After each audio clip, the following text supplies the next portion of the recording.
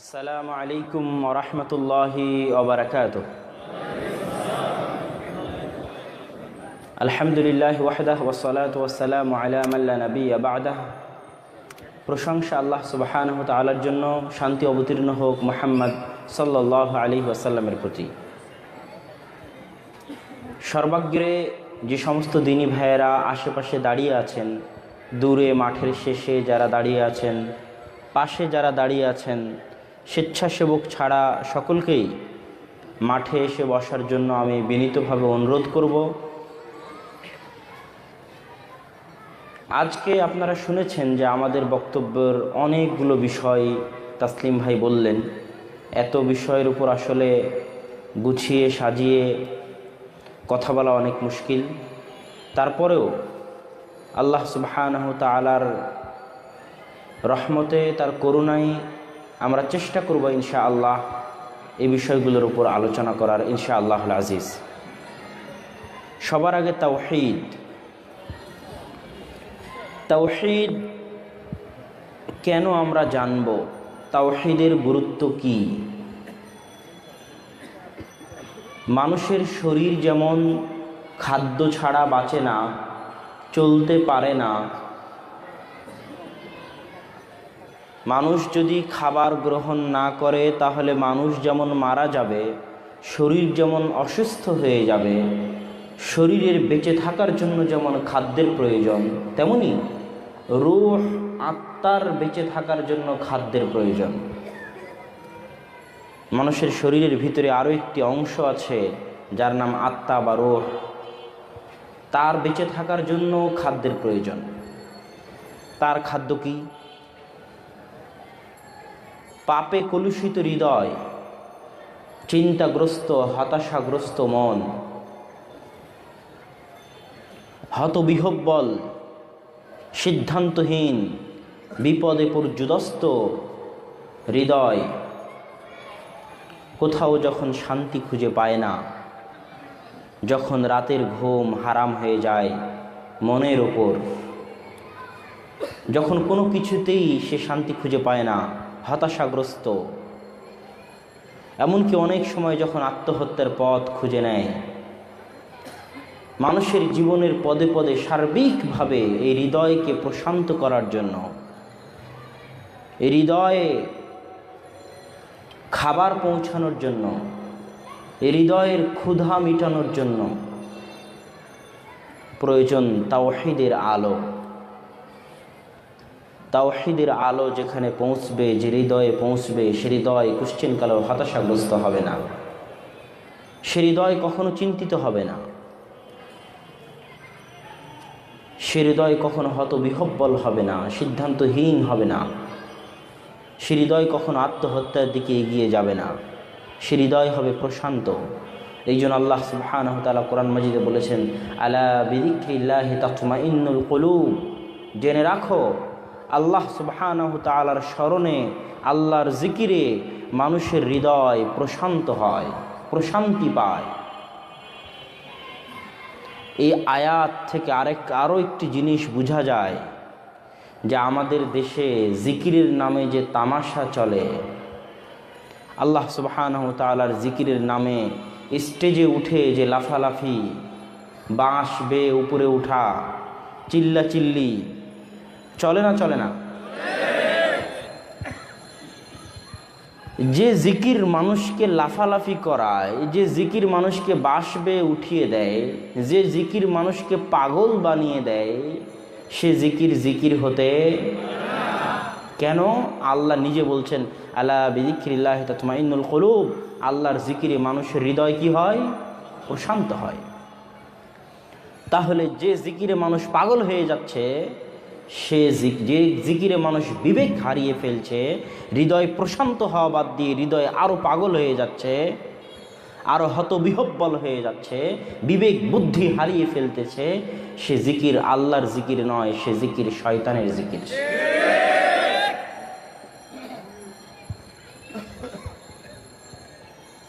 তো প্রথম আমরা কথা বললাম যে তাওহীদের আলো কেন প্রয়োজন? হৃদয়কে প্রশান্ত করার জন্য, হৃদয়ের খাদ্য হিসেবে।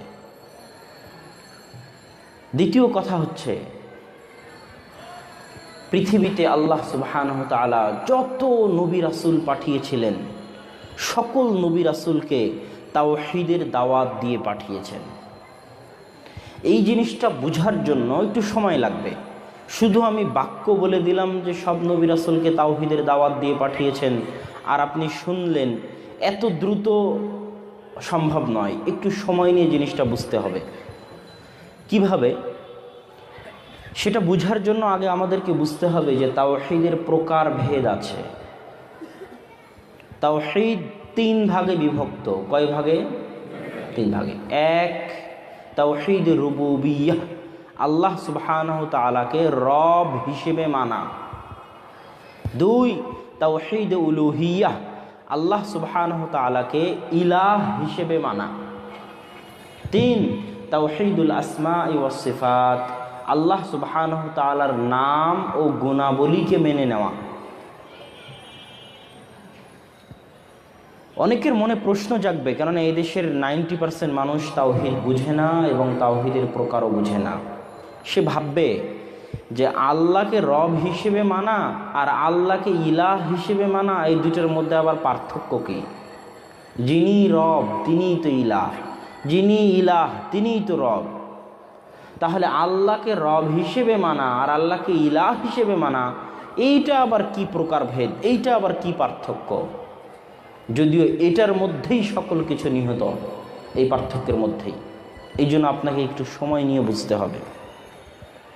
দেখেন, আমি কোরআন থেকে পড়ে শোনাতে চাই, কেননা সরাসরি কোরআন থেকে পড়ে শোনালে যারা অনেক বাহির থেকে এসেছেন, আমি বিশ্বাস করি সবাই যে আমাদের দিনী ভাই তা নয়, অনেকেই বাহির থেকে এসেছেন। আর চিটাগাং মানে শিরক বেদাতের আড্ডাখানা। সেখানে তাওহীদের বাণী একটু খুলে বুঝিয়ে বলতে হবে, যাতে আমরা তাদেরকে বুঝাতে পারি। স্বয়ং আল্লাহ সুবহানাহু ওয়া তাআলা পবিত্র কোরআন মাজিদে সূরা নামলের 60 নম্বর আয়াতে আল্লাহ সুবহানাহু ওয়া তাআলা বলছেন, আম্মান খালাকাস সামাওয়াতি ওয়াল আরদ ওয়া আনজালা লাকুম মিনাস সামাই মাআন ফাআনবাতনা বিহি হাদাইকা যাতা বাহজাতিন মা কানা লাকুম আন তুমবিতু শাজারাহা আইলাহুম মা'আল্লাহি বাল হুম কওমুন ইয়াদিলুন। দুনিয়াবাসীর নিকটে আল্লাহ সুবহানাহু ওয়া তাআলা প্রশ্ন করছেন, আম্মান খালাকাস সামাওয়াতি ওয়াল আরদ, কে সৃষ্টি করেছে আসমান এবং জমিনকে? আল্লাহ জিজ্ঞেস করতেছেন। ওয়া আনজালা লাকুম মিনাস সামাই মাআন ফাআনবাতনা বিহি, আর কে আসমান থেকে অবতীর্ণ করেছেন বৃষ্টি এবং সেই বৃষ্টি দিয়ে জমিন থেকে ফসল উৎপন্ন কে করেছেন? তারপরে সেই বৃষ্টি দিয়ে হাদাইকা যাতা বাহজাহ, সুজলা সুফলা বাগান কে তৈরি করেছেন? মা কানা লাকুম আন তুমবিতু শাজারাহা, হে দুনিয়ার মানুষ, তোমরা সকলে মিলে যদি চেষ্টা করো তো একটা বীজ থেকে একটা চারা উৎপন্ন করতে পারবে না। সারা পৃথিবীর সকল বিজ্ঞানী ইঞ্জিনিয়ার মিলে যদি চেষ্টা করে একটা বীজ থেকে একটা চারা উৎপন্ন করতে পারবে না। মাটিতে পুঁতবে, পানি দিবে, অতঃপর আল্লাহ সুবহানাহু ওয়া তাআলা ওই বীজ ভেদ করে চারা উৎপন্ন করবেন। এটা আল্লাহর চ্যালেঞ্জ দুনিয়াবাসীর প্রতি, যে তোমরা কি কেউ পারবে না। তো এতক্ষণ আল্লাহ সুবহানাহু ওয়া তাআলা যা বলছিলেন এই আয়াতে, যে আসমান জমিন কে সৃষ্টি করেছে, বৃষ্টি কে বর্ষণ করেছে, আর তোমরা কি কেউ বাগান বানাতে পারবে, একটা গাছ উৎপন্ন করতে পারবে? আমি পারি। এগুলো সব আল্লাহ পারেন। আর এটা সারা দুনিয়ার সবাই বিশ্বাস করে, নাস্তিকরা ছাড়া। হিন্দু বিশ্বাস করে, ইহুদিও বিশ্বাস করে, খ্রিস্টানও বিশ্বাস করে, বেরেলবিও বিশ্বাস করে, দেওবন্দিও বিশ্বাস করে, হানাফি ভাইয়েরাও বিশ্বাস করে, আহলে হাদিসেরাও বিশ্বাস করে, সারা পৃথিবীর সকল মানুষ এটা বিশ্বাস করে। নাম ভিন্ন ভিন্ন নিতে পারে, কেউ ভগবান বলতে পারে, কেউ হয়তো আরও অন্য নাম দিতে পারে, কিন্তু সকলেই মানে যে উপরওয়ালা যে একজন আছে তিনিই সব কিছু করেন। এইটা বলার পর পরেরটা এবার আল্লাহ সুবহানাহু ওয়া তাআলা বাক্য চেঞ্জ করে দিলেন। কেন? এতক্ষণ আল্লাহ যা বলছিলেন সব ছিল আল্লাহর রব, এটা বিশ্বাস করা। আল্লাহ দুনিয়াবাসীকে জিজ্ঞেস করতেছিলেন যে তোমরা বলো আসমান জমিন কে সৃষ্টি করেছে? তো আল্লাহ। ফসল কে উৎপাদন করে? আল্লাহ। তার মানে কি? আল্লাহ হচ্ছে রব। রব মানে রব শব্দটা আরবি তারবিয়াহ, লালন পালন করা থেকে এসেছে। মা বাবা যেমন সন্তানকে লালন পালন করে, তার পেশাব পায়খানা পরিষ্কার করে, তাকে দুধ পান করিয়ে, তার কান্না থামিয়ে, তাকে কাপড় চোপড় দিয়ে, তাকে খাবার দিয়ে, আদর যত্ন দিয়ে মা যেমন একজন সন্তানকে লালন পালন করে, আল্লাহ ঠিক সারা পৃথিবীর সকল বান্দাকে লালন পালন করেন। এই জন্য আল্লাহ হচ্ছে রব। তো আল্লাহ আসমান জমিন সৃষ্টি করেছেন, সূর্যের আলো দিয়েছেন। সূর্যের আলো ছাড়া মানুষ বাঁচতে পারবে না। একটা গাছকে যদি আপনি 1 মাস সূর্যের আলো থেকে দূরে রাখেন, ঢেকে রাখেন, গাছটা মরে যাবে। অক্সিজেন ছাড়া মানুষ বাঁচতে পারবে না, খাদ্য ছাড়া মানুষ বাঁচতে পারবে না, সেই খাদ্য আল্লাহই দেন। তো আল্লাহ সুবহানাহু ওয়া তাআলা সব কিছু দিয়ে মানুষকে লালন পালন করতেছেন। তো এতক্ষণ আল্লাহ বুঝালেন মানুষকে যে দেখো আমি রব, তোমরা আমাকে রব হিসেবে মানো, কিন্তু আমি যে রব, তারপরের প্রশ্ন, আমি যে রব, ইলাহুম মা আল্লাহ বাল হুম কওমুন ইয়াদিলুন, তা তোমরা আমাকে ইলাহ হিসেবে কেন মানো না?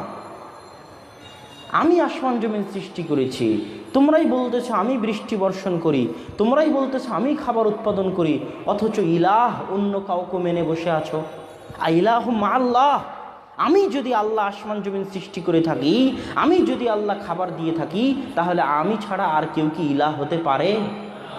এটা আল্লাহ নিজে প্রশ্ন করতেছেন। তো দুনিয়াবাসী আল্লাহকে রব হিসেবে মানে, কিন্তু ইলাহ হিসেবে মানে না। কি ইলাহ হিসেবে মানা, সেটা আমরা আসতেছি। আল্লাহ সুবহানাহু ওয়া তাআলা এভাবে পর পর 4-5 আয়াতে এভাবেই প্রশ্নবোধক চিহ্ন। আম্মান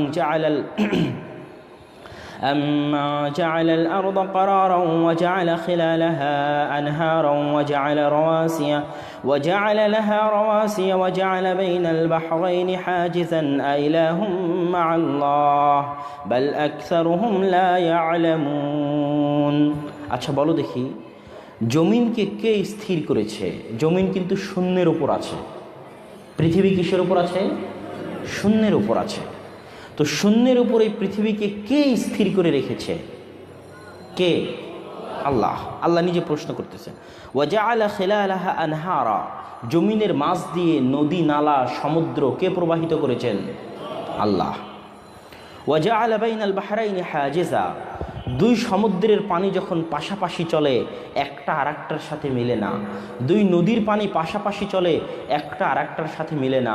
একটার কালার একরকম, আরেকটার কালার আরেক রকম, একটার স্বাদ একরকম, আরেকটার স্বাদ একরকম, অথচ পাশাপাশি চলতেছে, একই সাথে মিশে আছে। তারপরও দুটোর মধ্যে পার্থক্য কে তৈরি করে রেখেছে? আল্লাহ। তাহলে যখন তোমরা বলতেছো যে আল্লাহ এত কিছু করে, আল্লাহ সব কিছু, আল্লাহ রব, তাহলে ইলাহুম মা আল্লাহ, আল্লাহ ছাড়া আর কেউ কি ইলাহ হতে পারে? পারে না।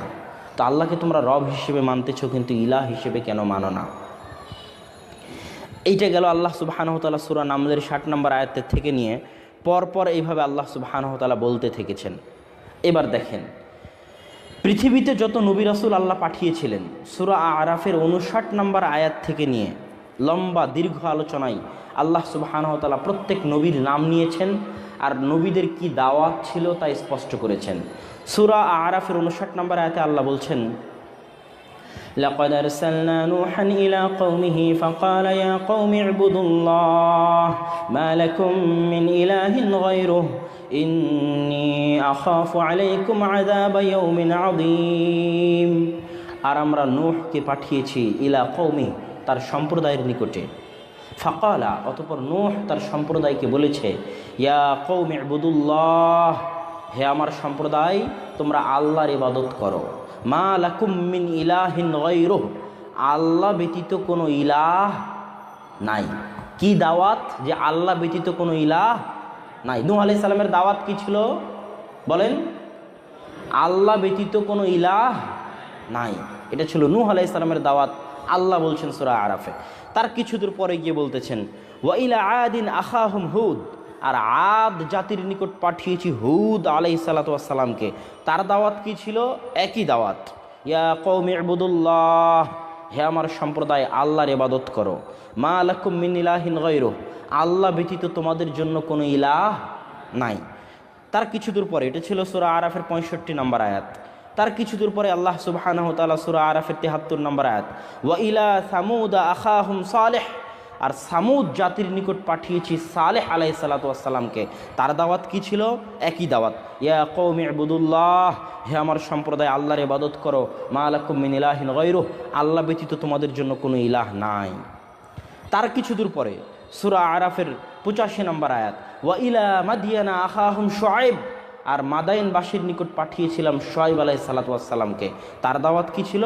একই দাওয়াত, ইয়া কওমি ইবুদুল্লাহ মা লাকুম মিন ইলাহিন গায়রুহ, হে আমার সম্প্রদায় আল্লাহর ইবাদত করো, আল্লাহ ব্যতীত কোনো মাবুদ নাই, ইলাহ নাই।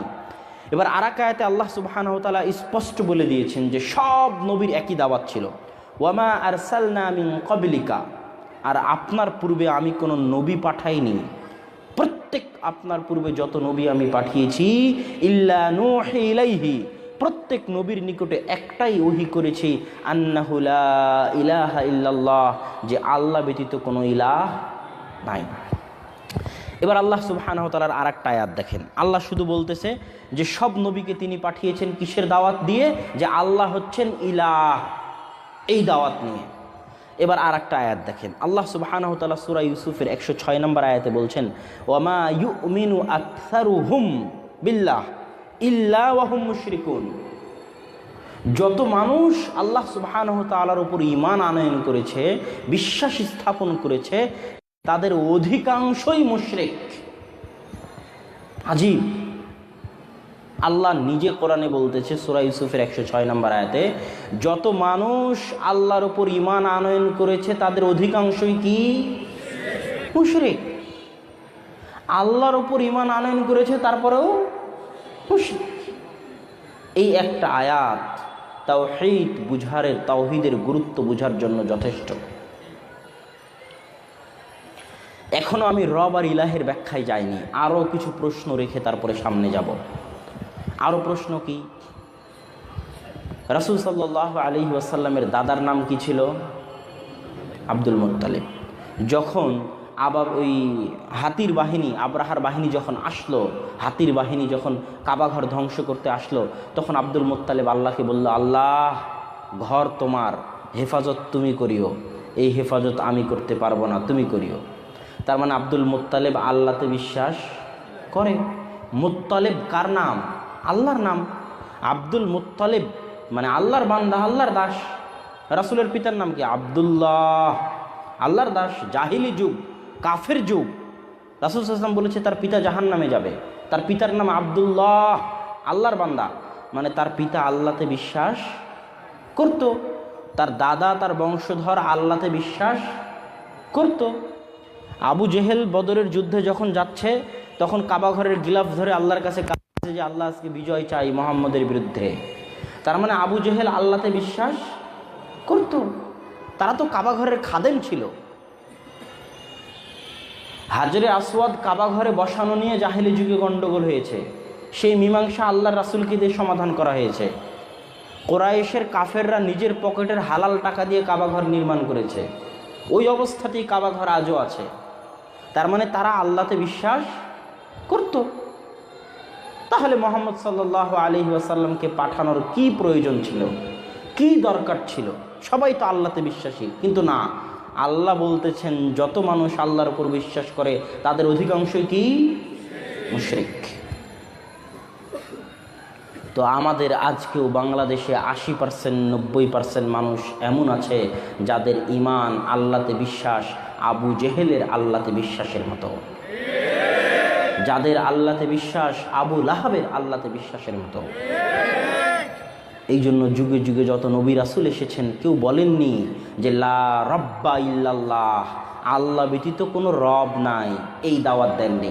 কেননা সারা পৃথিবীর সেই যুগে, এই যুগে, আদিকালে, এই যুগে, ভবিষ্যতে সবাই আল্লাহকে রব হিসেবে মানতে দ্বিধা করেনি।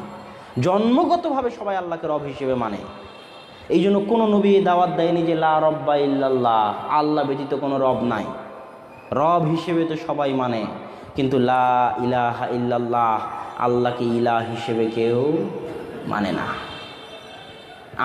আমার এবং আপনারও আল্লাহকে ইলাহ হিসেবে মানতে ঘাটতি আছে। ইলাহ হিসেবে মানা মানে কি? এবার আসি, ইলাহ হিসেবে মানা মানে কি? ইলাহ শব্দের শাব্দিক অর্থ হচ্ছে মা'লুহ। মাআলুহ মানে হচ্ছে যার দিকে মানুষ ফিরে যায়, বিপদে আপদে পড়ে প্রয়োজনে কিছু চাইতে কিছু বলতে মানুষ যার দিকে ফিরে যায় তাকে বলা হয় ইলাহ। মানুষ বলতেছে, সবাই হিন্দুরা বলতেছে। কালকে এক হিন্দু ভাইয়ের সাথে কথা হচ্ছিল রাস্তায়, উপরওয়ালা একজনই, আমরা উপরওয়ালায় বিশ্বাস করি, উপরওয়ালা একজনই, কিন্তু বিপদে আপদে পড়ে মা দুর্গা, উপরওয়ালার কাছে ফিরে যায় না। কথা কি আমার বুঝতে পারতেছেন? তো হিন্দুদের একই অবস্থা, তাদের আছে মা আর আমাদের আছে বাবা।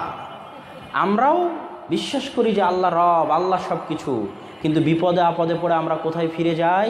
মাটির নিচে শুয়ে। মানি না।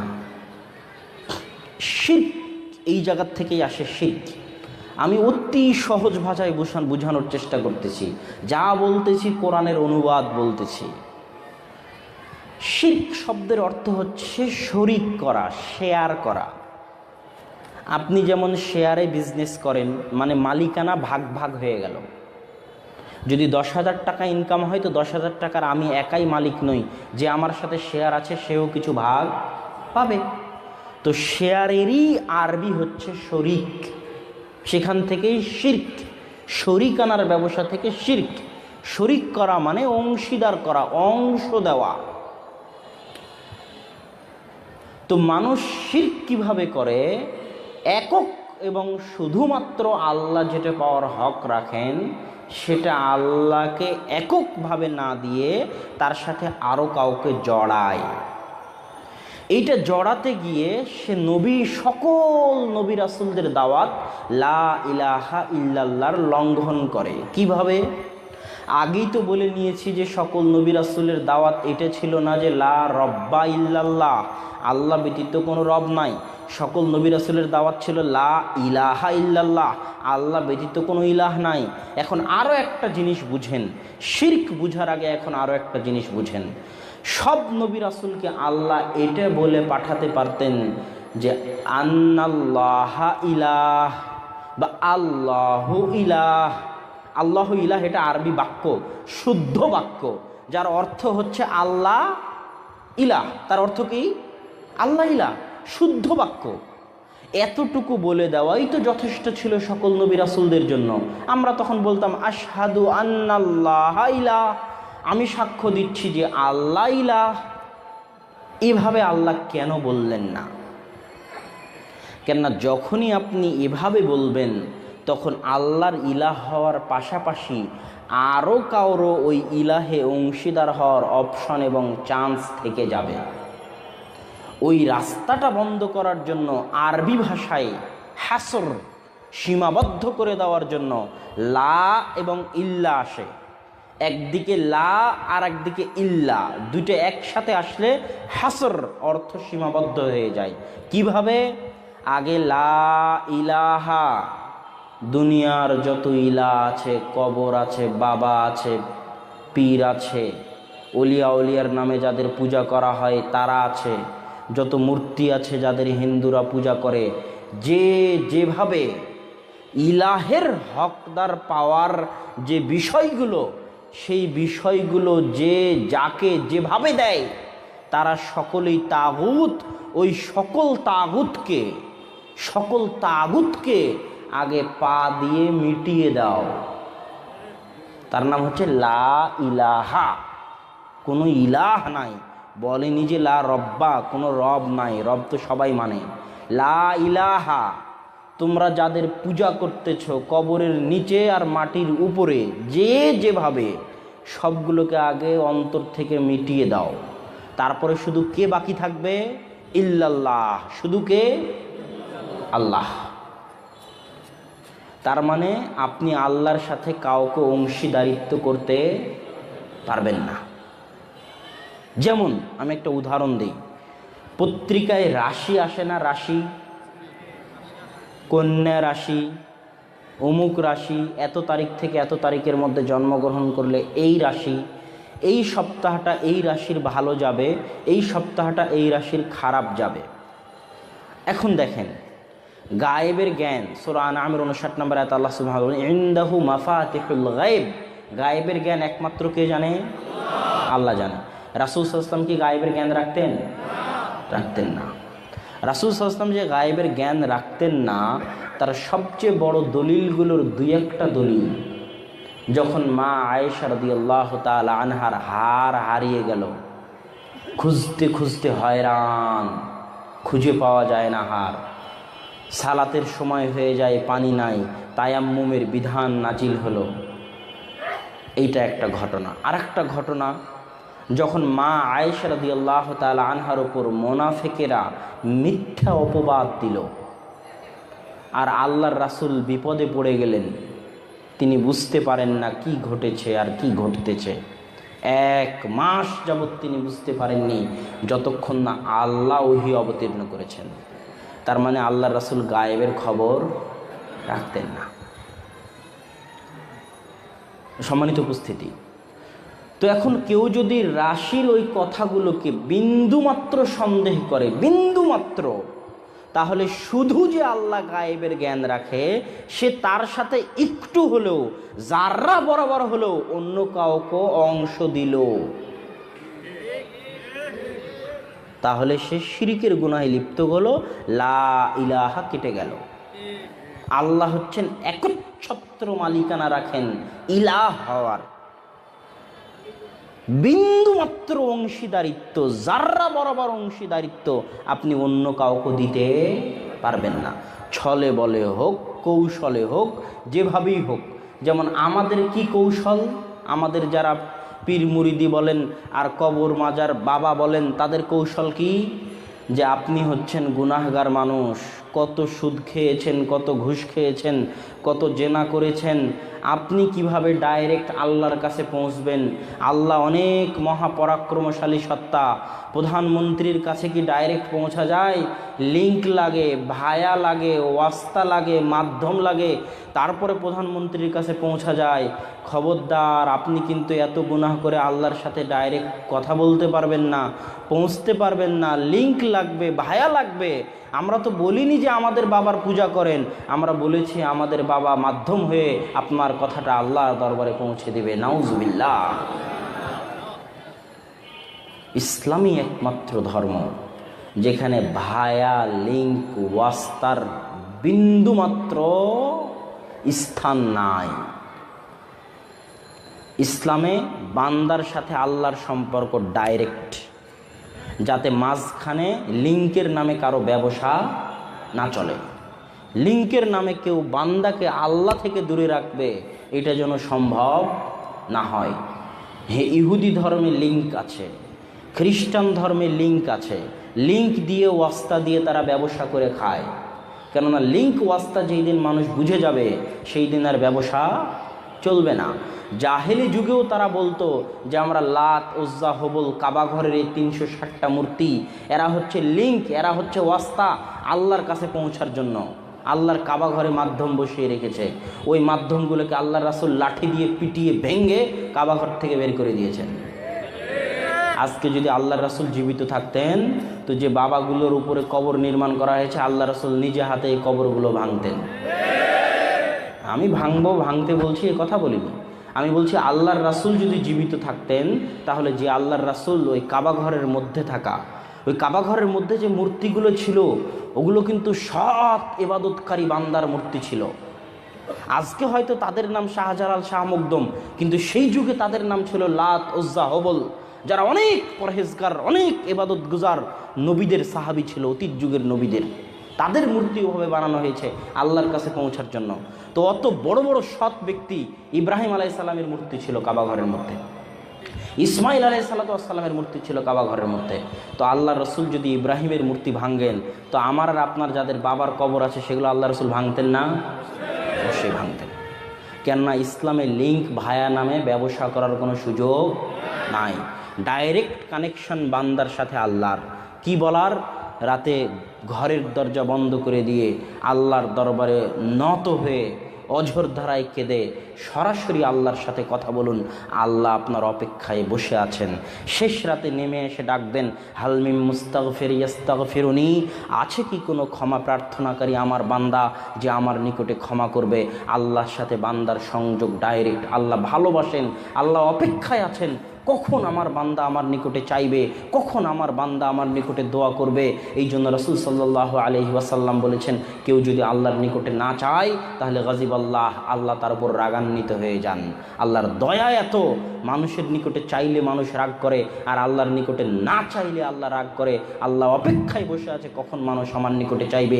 এই জন্য রাসূল সাল্লাল্লাহু আলাইহি ওয়াসাল্লাম বলেছেন, তোমাদের কারো যদি শেষে আনা আলী ইদান কাতা, যদি তোমাদের কারো পায়ের জুতার ফিতা ছিঁড়ে যায় তাহলে সে পায়ের জুতার ফিতাও যেন সে কার নিকটে যায়? আল্লাহর নিকটে যায়। মাঝখানে কোনো ভায়া লিঙ্কের প্রয়োজন নাই। সকাল সন্ধ্যা আল্লাহর জিকির চলবে, আল্লাহর স্মরণ চলবে, আল্লাহর সাথে কথা চলবে, এটাই আল্লাহর ইবাদত। ঘর থেকে বের হবেন, বিসমিল্লাহি তাওয়াক্কালতু আলাল্লাহ, আল্লাহর নামে বের হচ্ছি, আল্লাহর উপর ভরসা করে বের হচ্ছি, লা হাওলা ওয়ালা কুওয়াতা ইল্লা বিল্লাহ, আল্লাহ ব্যতীত কোনো শক্তি নাই। আপনি নিজে বলবেন, আল্লাহ শুনবে। ডাইরেক্ট চলতে চলতে প্রতি পদক্ষেপে সর্বক্ষেত্রে সর্ব জায়গায় আপনি আল্লাহর ইবাদত করবেন, আল্লাহর জিকির করবেন, আল্লাহর সাথে আপনার সম্পর্ক ডাইরেক্ট। যত ইবাদত করবেন, যত জিকির করবেন, আল্লাহর তত নিকটবর্তী বান্দায় পরিণত হবেন। সম্মানিত উপস্থিতি, রব এবং ইলাহের পার্থক্য বোঝার পর এবার আমরা বুঝি যে যখনই আমরা ইলাহের সাথে কাউকে শরিক করব, তখন যে আমরা শিরকটা করতেছি, এই শিরকটা কত বড় ভয়াবহ, কত বড় জঘন্য, কত বড় কঠিন গুনাহ।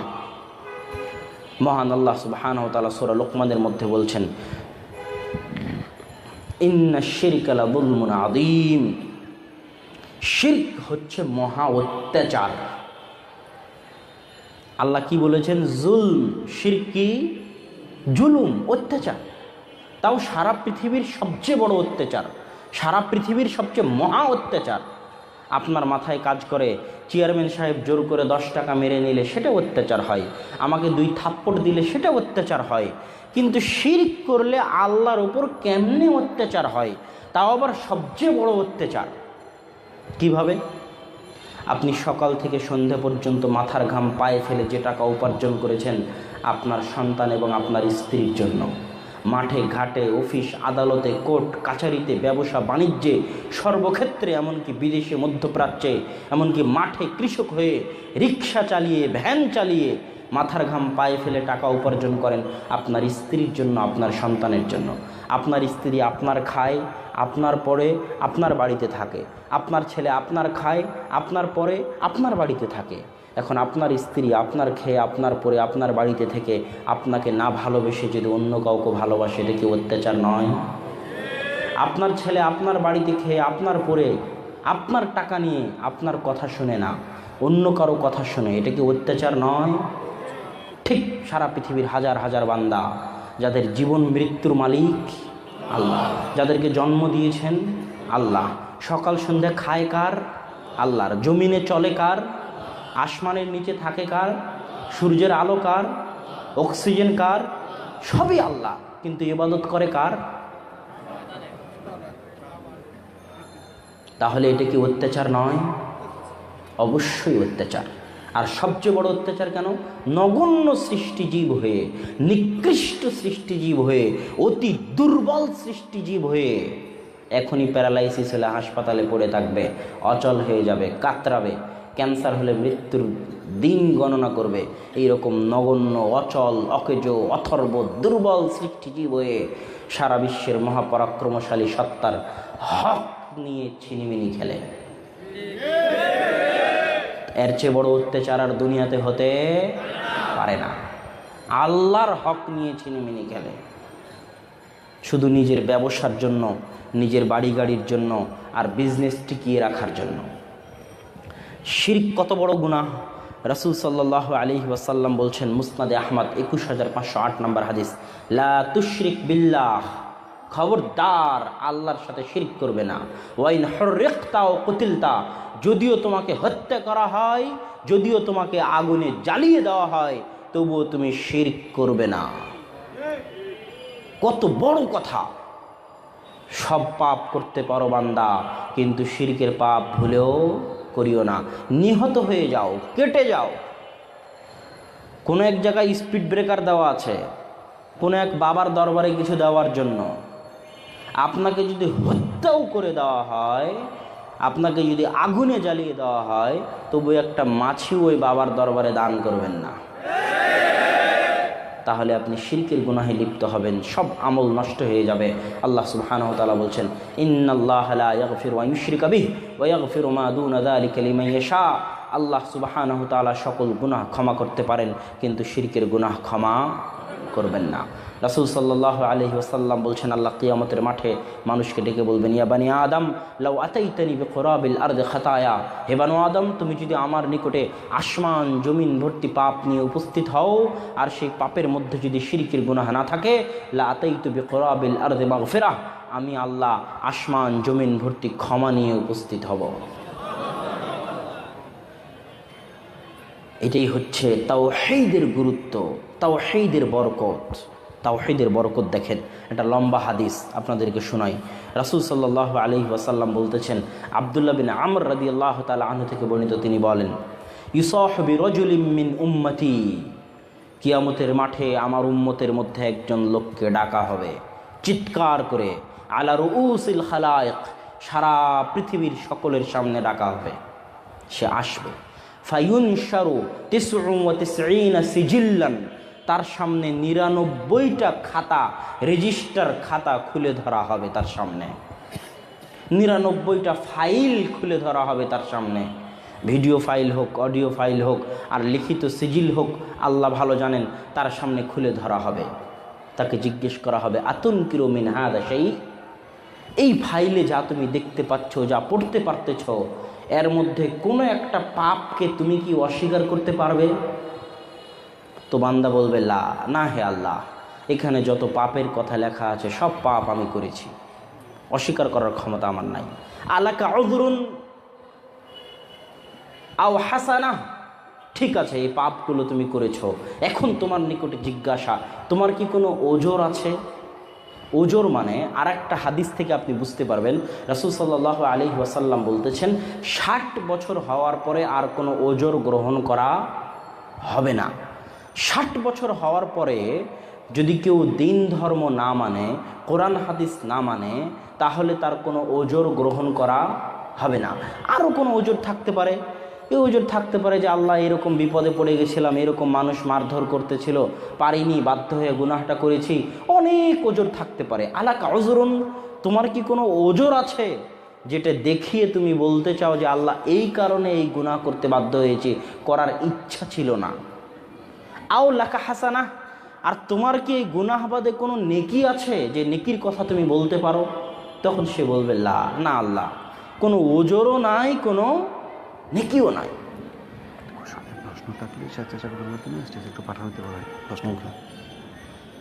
তো কোনো ওজরও নাই, কোনো নেকিও নাই।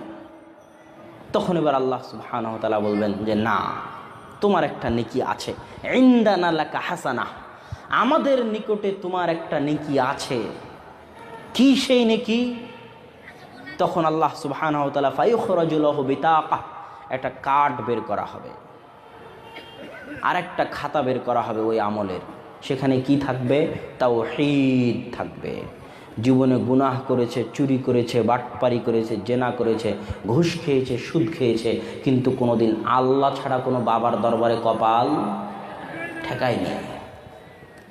জীবনে আল্লাহ ছাড়া কোনো বাবা পীর মুরিদের দরবারে 2টা টাকা দান করেনি। জীবনে কোনোদিন আল্লাহর উপর ভরসা করা ছাড়া তাবিজ কবজের উপর ভরসা করেনি। ভরসা করেছে তো শুধু কার উপর? আল্লাহর উপর। গুনাহগার, কিন্তু হৃদয় তাওহীদ দিয়ে পরিপূর্ণ। হৃদয় কি দিয়ে পরিপূর্ণ? তাওহীদ দিয়ে পরিপূর্ণ। তাওহীদের বিশ্বাসে বিন্দুমাত্র কমতি নাই। গুনাহগার বান্দা, কিন্তু হৃদয়ে তাওহীদ আছে। আল্লাহ ছাড়া পৃথিবীর কাউকে 4 আনা দাম দেয়নি। তখন সেই তাওহীদের খাতা খুলে দেওয়া হবে যে তুমি কিছু না করলেও তোমার হৃদয়ে তাওহীদের বিশ্বাস ছিল, লা ইলাহা ইল্লাল্লাহর বিশ্বাস ছিল। তখন এক পাল্লায় তুলে দেওয়া হবে সকল গুনাহ, আর এক পাল্লায় তুলে দেওয়া হবে তাওহীদের বিশ্বাস। তাওহীদের এই বিশ্বাস, এই পাল্লা, লা ইলাহা ইল্লাল্লাহর পাল্লা ভারী হয়ে যাবে।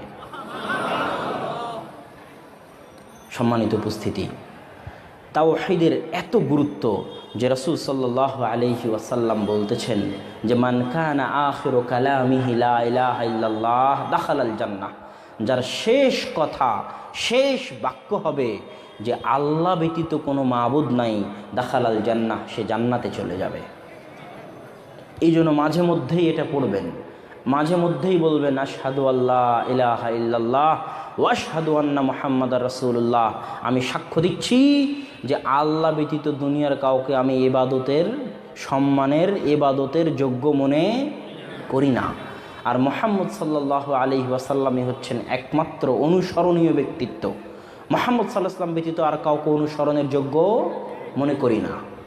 কোনো ইমামকেও নয়, কোনো নেতাকেও নয়, চাহে মাযহাবের ইমাম হোক, চাহে রাজনৈতিক নেতা হোক, একমাত্র অনুসরণীয় ব্যক্তিত্ব, আদর্শকার মুহাম্মদ সাল্লাল্লাহু আলাইহি ওয়াসাল্লামের। তো সম্মানিত উপস্থিতি, এগুলো সবই হচ্ছে তাওহীদের গুরুত্ব। রাসূল সাল্লাল্লাহু আলাইহি ওয়াসাল্লাম বলছেন মান মাতা ইউশরিক বিল্লাহ দাখালান নার ওয়া মান মাতা লা ইউশরিক বিল্লাহ, কেউ যদি মারা যায় আর আল্লাহর সাথে শিরক করে জাহান্নামে চলে যাবে, আর কেউ যদি মারা যায় কিন্তু আল্লাহর সাথে শরীক করেনি, সে জাহান্নামের আগুনে পুড়তে পুড়তে পুড়তে পুড়তে পুড়তে পুড়তে কোন না কোনো একদিন আসবে, যেই দিন সে তার তাওহীদের বিশ্বাসের কারণে জাহান্নাম থেকে বের হয়ে জান্নাতে যাবে। মান কানা ফি কলবিহি মিসকালা দাররাতিন আও খারদাল মিন খারদালি হাব্বাতিন মিন খারদালিন, যে সরিষার দানা পরিমাণ যদি কারো অন্তরে ঈমান থাকে, সহিহ বুখারীর 40 নম্বর হাদিস, আল্লাহ তাকে জাহান্নাম থেকে বের করে দিবেন কোনো না কোনো একদিন। এটা হচ্ছে তাওহীদের বরকত, তাওহীদের গুরুত্ব, আল্লাহর উপর সঠিক আকীদা, সঠিক বিশ্বাসের গুরুত্ব। এই ভাগ্য তাদের হবে না যারা আল্লাহকে একচ্ছত্রভাবে, এককভাবে, শুধুমাত্র আল্লাহকে ইলাহ হিসেবে মানতে পারেনি, তাদের এই ভাগ্য হবে না। যারা আল্লাহর সাথে সাথে লিঙ্কের নামে, ওয়াস্তার নামে বাবাদের ব্যবসা করেছে, তাদেরকে এই ভাগ্য জুটবে না, তারা তাওহীদের এই ভাগ্য থেকে মাহরুম হবে। আরও একটা কথা আপনাদেরকে বলি যে সেই জাহেলি যুগের মুশরিক আর আজকের যুগের মুশরিকের মধ্যে, আজকের যুগের যারা মুশরিক তারা বেশি খারাপ। জাহেলি যুগের মুশরিকদের চাইতে আজকের যুগের মুশরিকরা বেশি খারাপ। কেন? জাহেলি যুগের মুশরিকদের কথা আল্লাহ কোরআনে বহু জায়গায় বলেছে যে যখনই তারা বিপদে পড়ে তখন বলে লাইন আনজানা মিন হাযিহি লানাকুনান্না মিনাশ শাকিরিন। সমুদ্রে চলতেছে, ঝড় উঠে গেছে, জাহেলি যুগের মুশরিকদের কথা আল্লাহ বলতেছে যে তারা তো মূর্তির পূজা করে ঠিকই, কিন্তু যখন সমুদ্রে ঝড় উঠে তখন কাকে ডাকে? আল্লাহকে ডাকে। জাহেলি যুগের মুশরিকেরা অন্য সময় মূর্তির পূজা করে, কিন্তু বিপদে পড়ে যখন দেখতেছে কোনো মূর্তি দিয়ে কাজ হয় না, তখন কাকে ডাকে? আল্লাহকে ডাকে। আর আজকের যুগের মুশরিকরা বিপদে পড়লে বলে ইয়া আলী মাদাদ, নাউজুবিল্লাহ। আজকের যুগের মুশরিকরা বিপদে পড়লেও আল্লাহকে ডাকে না, বিপদে পড়লেও বাবার দরবারে যায়, ছেলে হচ্ছে না বাবার দরবারে যায়, বিপদে পড়লেও তারা আল্লাহকে ডাকে না। এই জন্য আজকের যুগের মুশরিকরা জাহেলি যুগের মুশরিকদের চাইতে খারাপ। সম্মানিত উপস্থিতি, আমরা তাওহীদের আলোচনা আপনাদেরকে সহজ ভাষায় বুঝানোর চেষ্টা করতেছিলাম।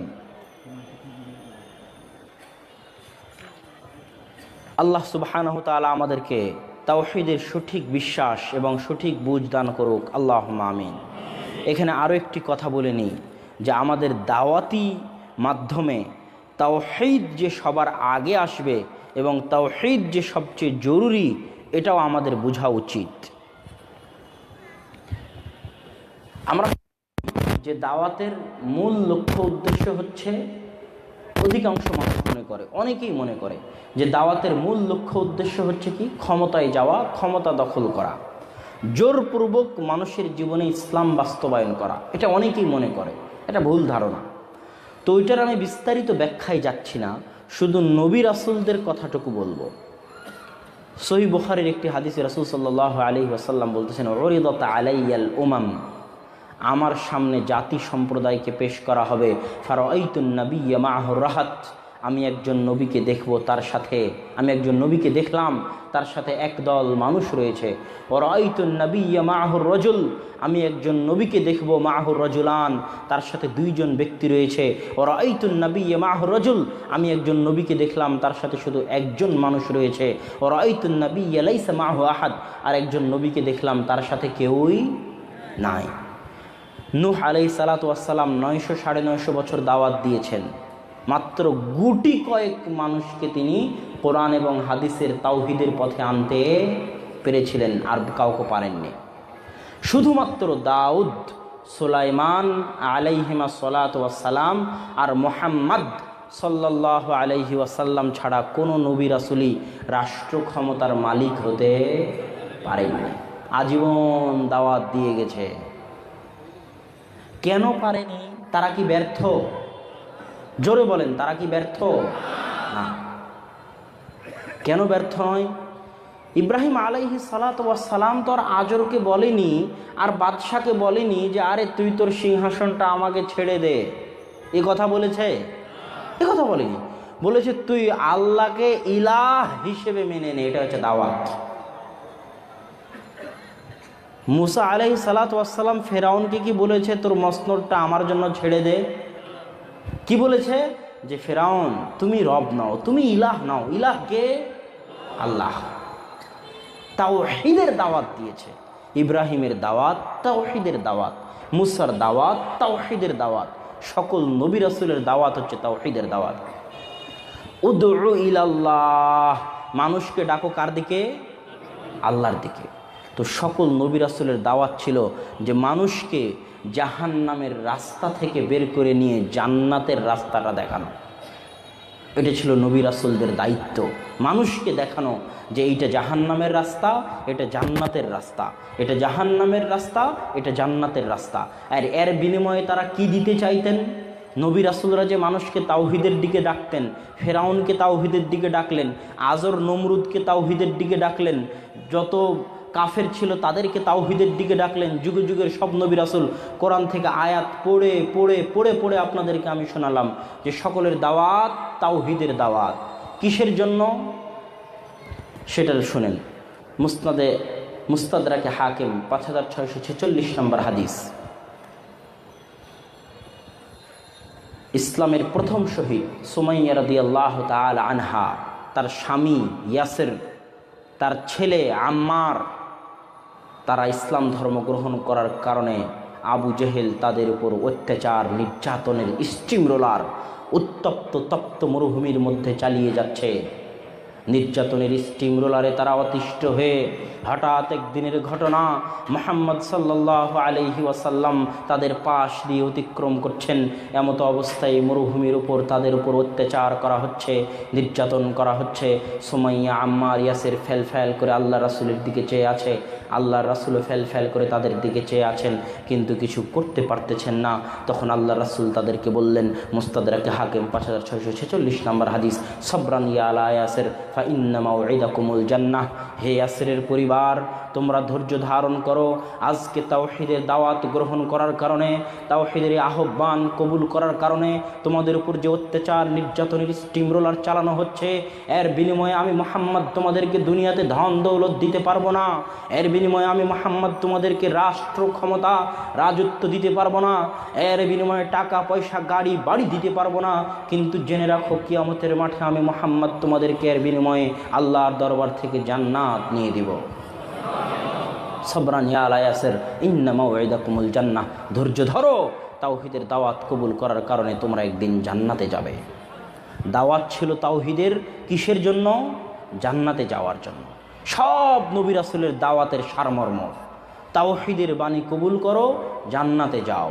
তাওহীদের বাণী কবুল করো, জান্নাতে যাও। আল্লাহ যদি দয়া করে তোমাকে ক্ষমতা দেয়, তাহলে তুমি সেই ক্ষমতার সৎ ব্যবহার করো। এটা হচ্ছে ইসলামের নিয়ম। যেহেতু এই প্রশ্নটা চলে আসলো তাওহীদের দাওয়াতের সাথে, সেহেতু এইটার ওপর আর দুই একটা বাক্য না বললে অনেকের মনে প্রশ্ন থেকে যাবে। সেই প্রশ্নটা মিটানোর জন্য এটার ওপর আর দুই একটা বাক্য বলা জরুরি। সেটা কি? জাকাত ফরজ, তাই নয়? কথা বলেন, জাকাত ফরজ নয়? এখন আমাদের মধ্যে একজন ব্যক্তি যে গরিব মিসকিন, খেতে পায় না, জাকাত আদায় করার জন্য যে নিসাব পরিমাণ সম্পদের মালিক হওয়া লাগবে, সেই নিসাব পরিমাণ সম্পদের মালিক সে হতে পারেনি। এখন সে ভাবতেছে জাকাত যেহেতু ফরজ, অতএব জাকাত আদায় করার জন্য আমি জোর করে ব্যাংক ডাকাতি করে, এটিএম বুথ লুট করে, মানুষের বাড়ি চুরি করে, ঘুষের টাকা নিয়ে, সুদের টাকা মেরে দিয়ে আমি নিসাব পরিমাণ সম্পদের মালিক হব, যাতে আমার উপর জাকাত ফরজ হয়। এটা কি ঠিক হবে? কোশ্চিন কালেও ঠিক হবে না। উদাহরণটা বুঝেন, এবার বুঝেন। সারা পৃথিবীর যত মুসলিম দেশ আছে, প্রত্যেক মুসলিম দেশের যারা রাষ্ট্রনেতা, তাদের উপর ফরজ, আল্লাহর পক্ষ থেকে ফরজ যে তারা তাদের দেশে কোরআন এবং হাদিসের নিয়ম বাস্তবায়ন করবে। যদি বাস্তবায়ন না করে, কিয়ামতের মাঠে সমস্ত রাষ্ট্রনেতাদের আল্লাহর দরবারে জবাবদিহি করতে হবে, বাঁচার কোনো উপায় থাকবে না। কিন্তু আমার উপর ফরজ নয়, আমি সাধারণ নিরীহ মানুষ। যেমন গরিব লোকটার উপর জাকাত ফরজ ছিল না, আমার একটা সাধারণ নিরীহ মানুষ, আমার উপর ফরজ নয়। এখন ওই গরিবের মতো আমি জোর করে, চুরি করে, ডাকাতি করে, রাষ্ট্র ক্ষমতা দখল করে, জোর করে নিজের উপর ফরজ করে নিব, এটা হচ্ছে পাগলামি। কথা কি আমার বুঝতে পেরেছেন? আরো একটা উদাহরণ দেই। ইকামতে দ্বীন মানে কি? আপনি যখন ইকামতে সলাত বুঝতে পারবেন, তখন ইকামতে দ্বীন বোঝা সহজ হবে। ইকামতে সলাত মানে যদি এটা হয় যে পতেঙ্গার সব মানুষকে লাঠি দিয়ে পিটিয়ে মসজিদে নিয়ে আসলাম, নিয়ে আসার পর এখন একজন মানুষ সূরা ফাতিহাও জানে না, কোরআন পড়াও জানে না, উজু করাও জানে না, রুকু করাও জানে না, সিজদা দেওয়াও জানে না, তাকে আমি পিটিয়ে মসজিদে আনলাম, সে সালাত আদায় ঠিক মতো করতে পারলো না। সে কি সালাত প্রতিষ্ঠা করলো? সে কোরআনও জানে না, রুকুও জানে না, সিজদাও জানে না, সে কি সালাত প্রতিষ্ঠা করলো? জোরে বলেন। সালাত তখনই সে প্রতিষ্ঠা করলো যখন রাসূল সাল্লাল্লাহু আলাইহি ওয়াসাল্লামের সুন্নতের বিধানের পুঙ্খানুপুঙ্খ রূপে অনুসরণ করলো, তখন সে তার জীবনে সালাত প্রতিষ্ঠা করলো।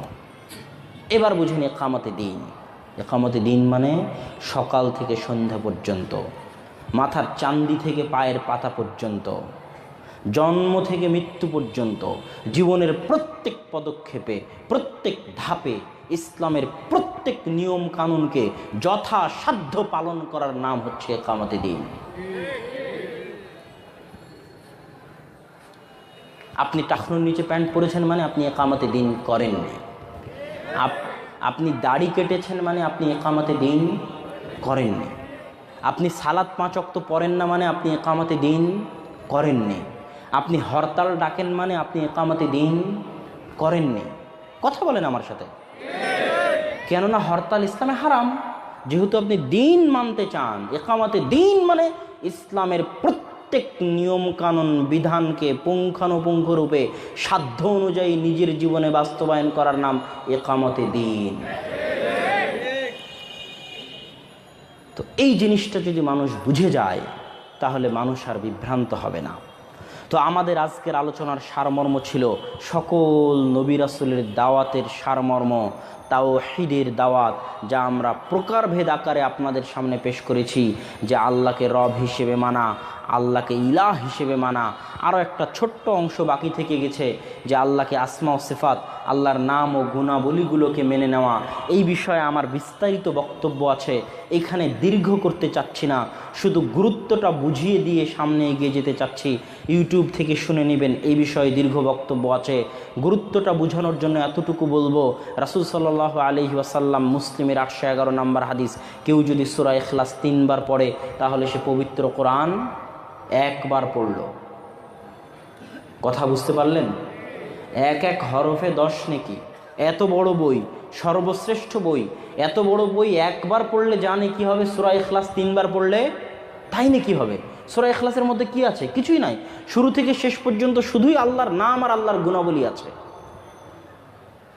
আয়াতুল কুরসি 7532 নম্বর হাদিস তাবারানীর, কেউ যদি 5 ওয়াক্ত সালাতের পরে দাখালাল জান্নাহ, জান্নাতে চলে গেছে। যায়নি কেন? মরেনি তাই।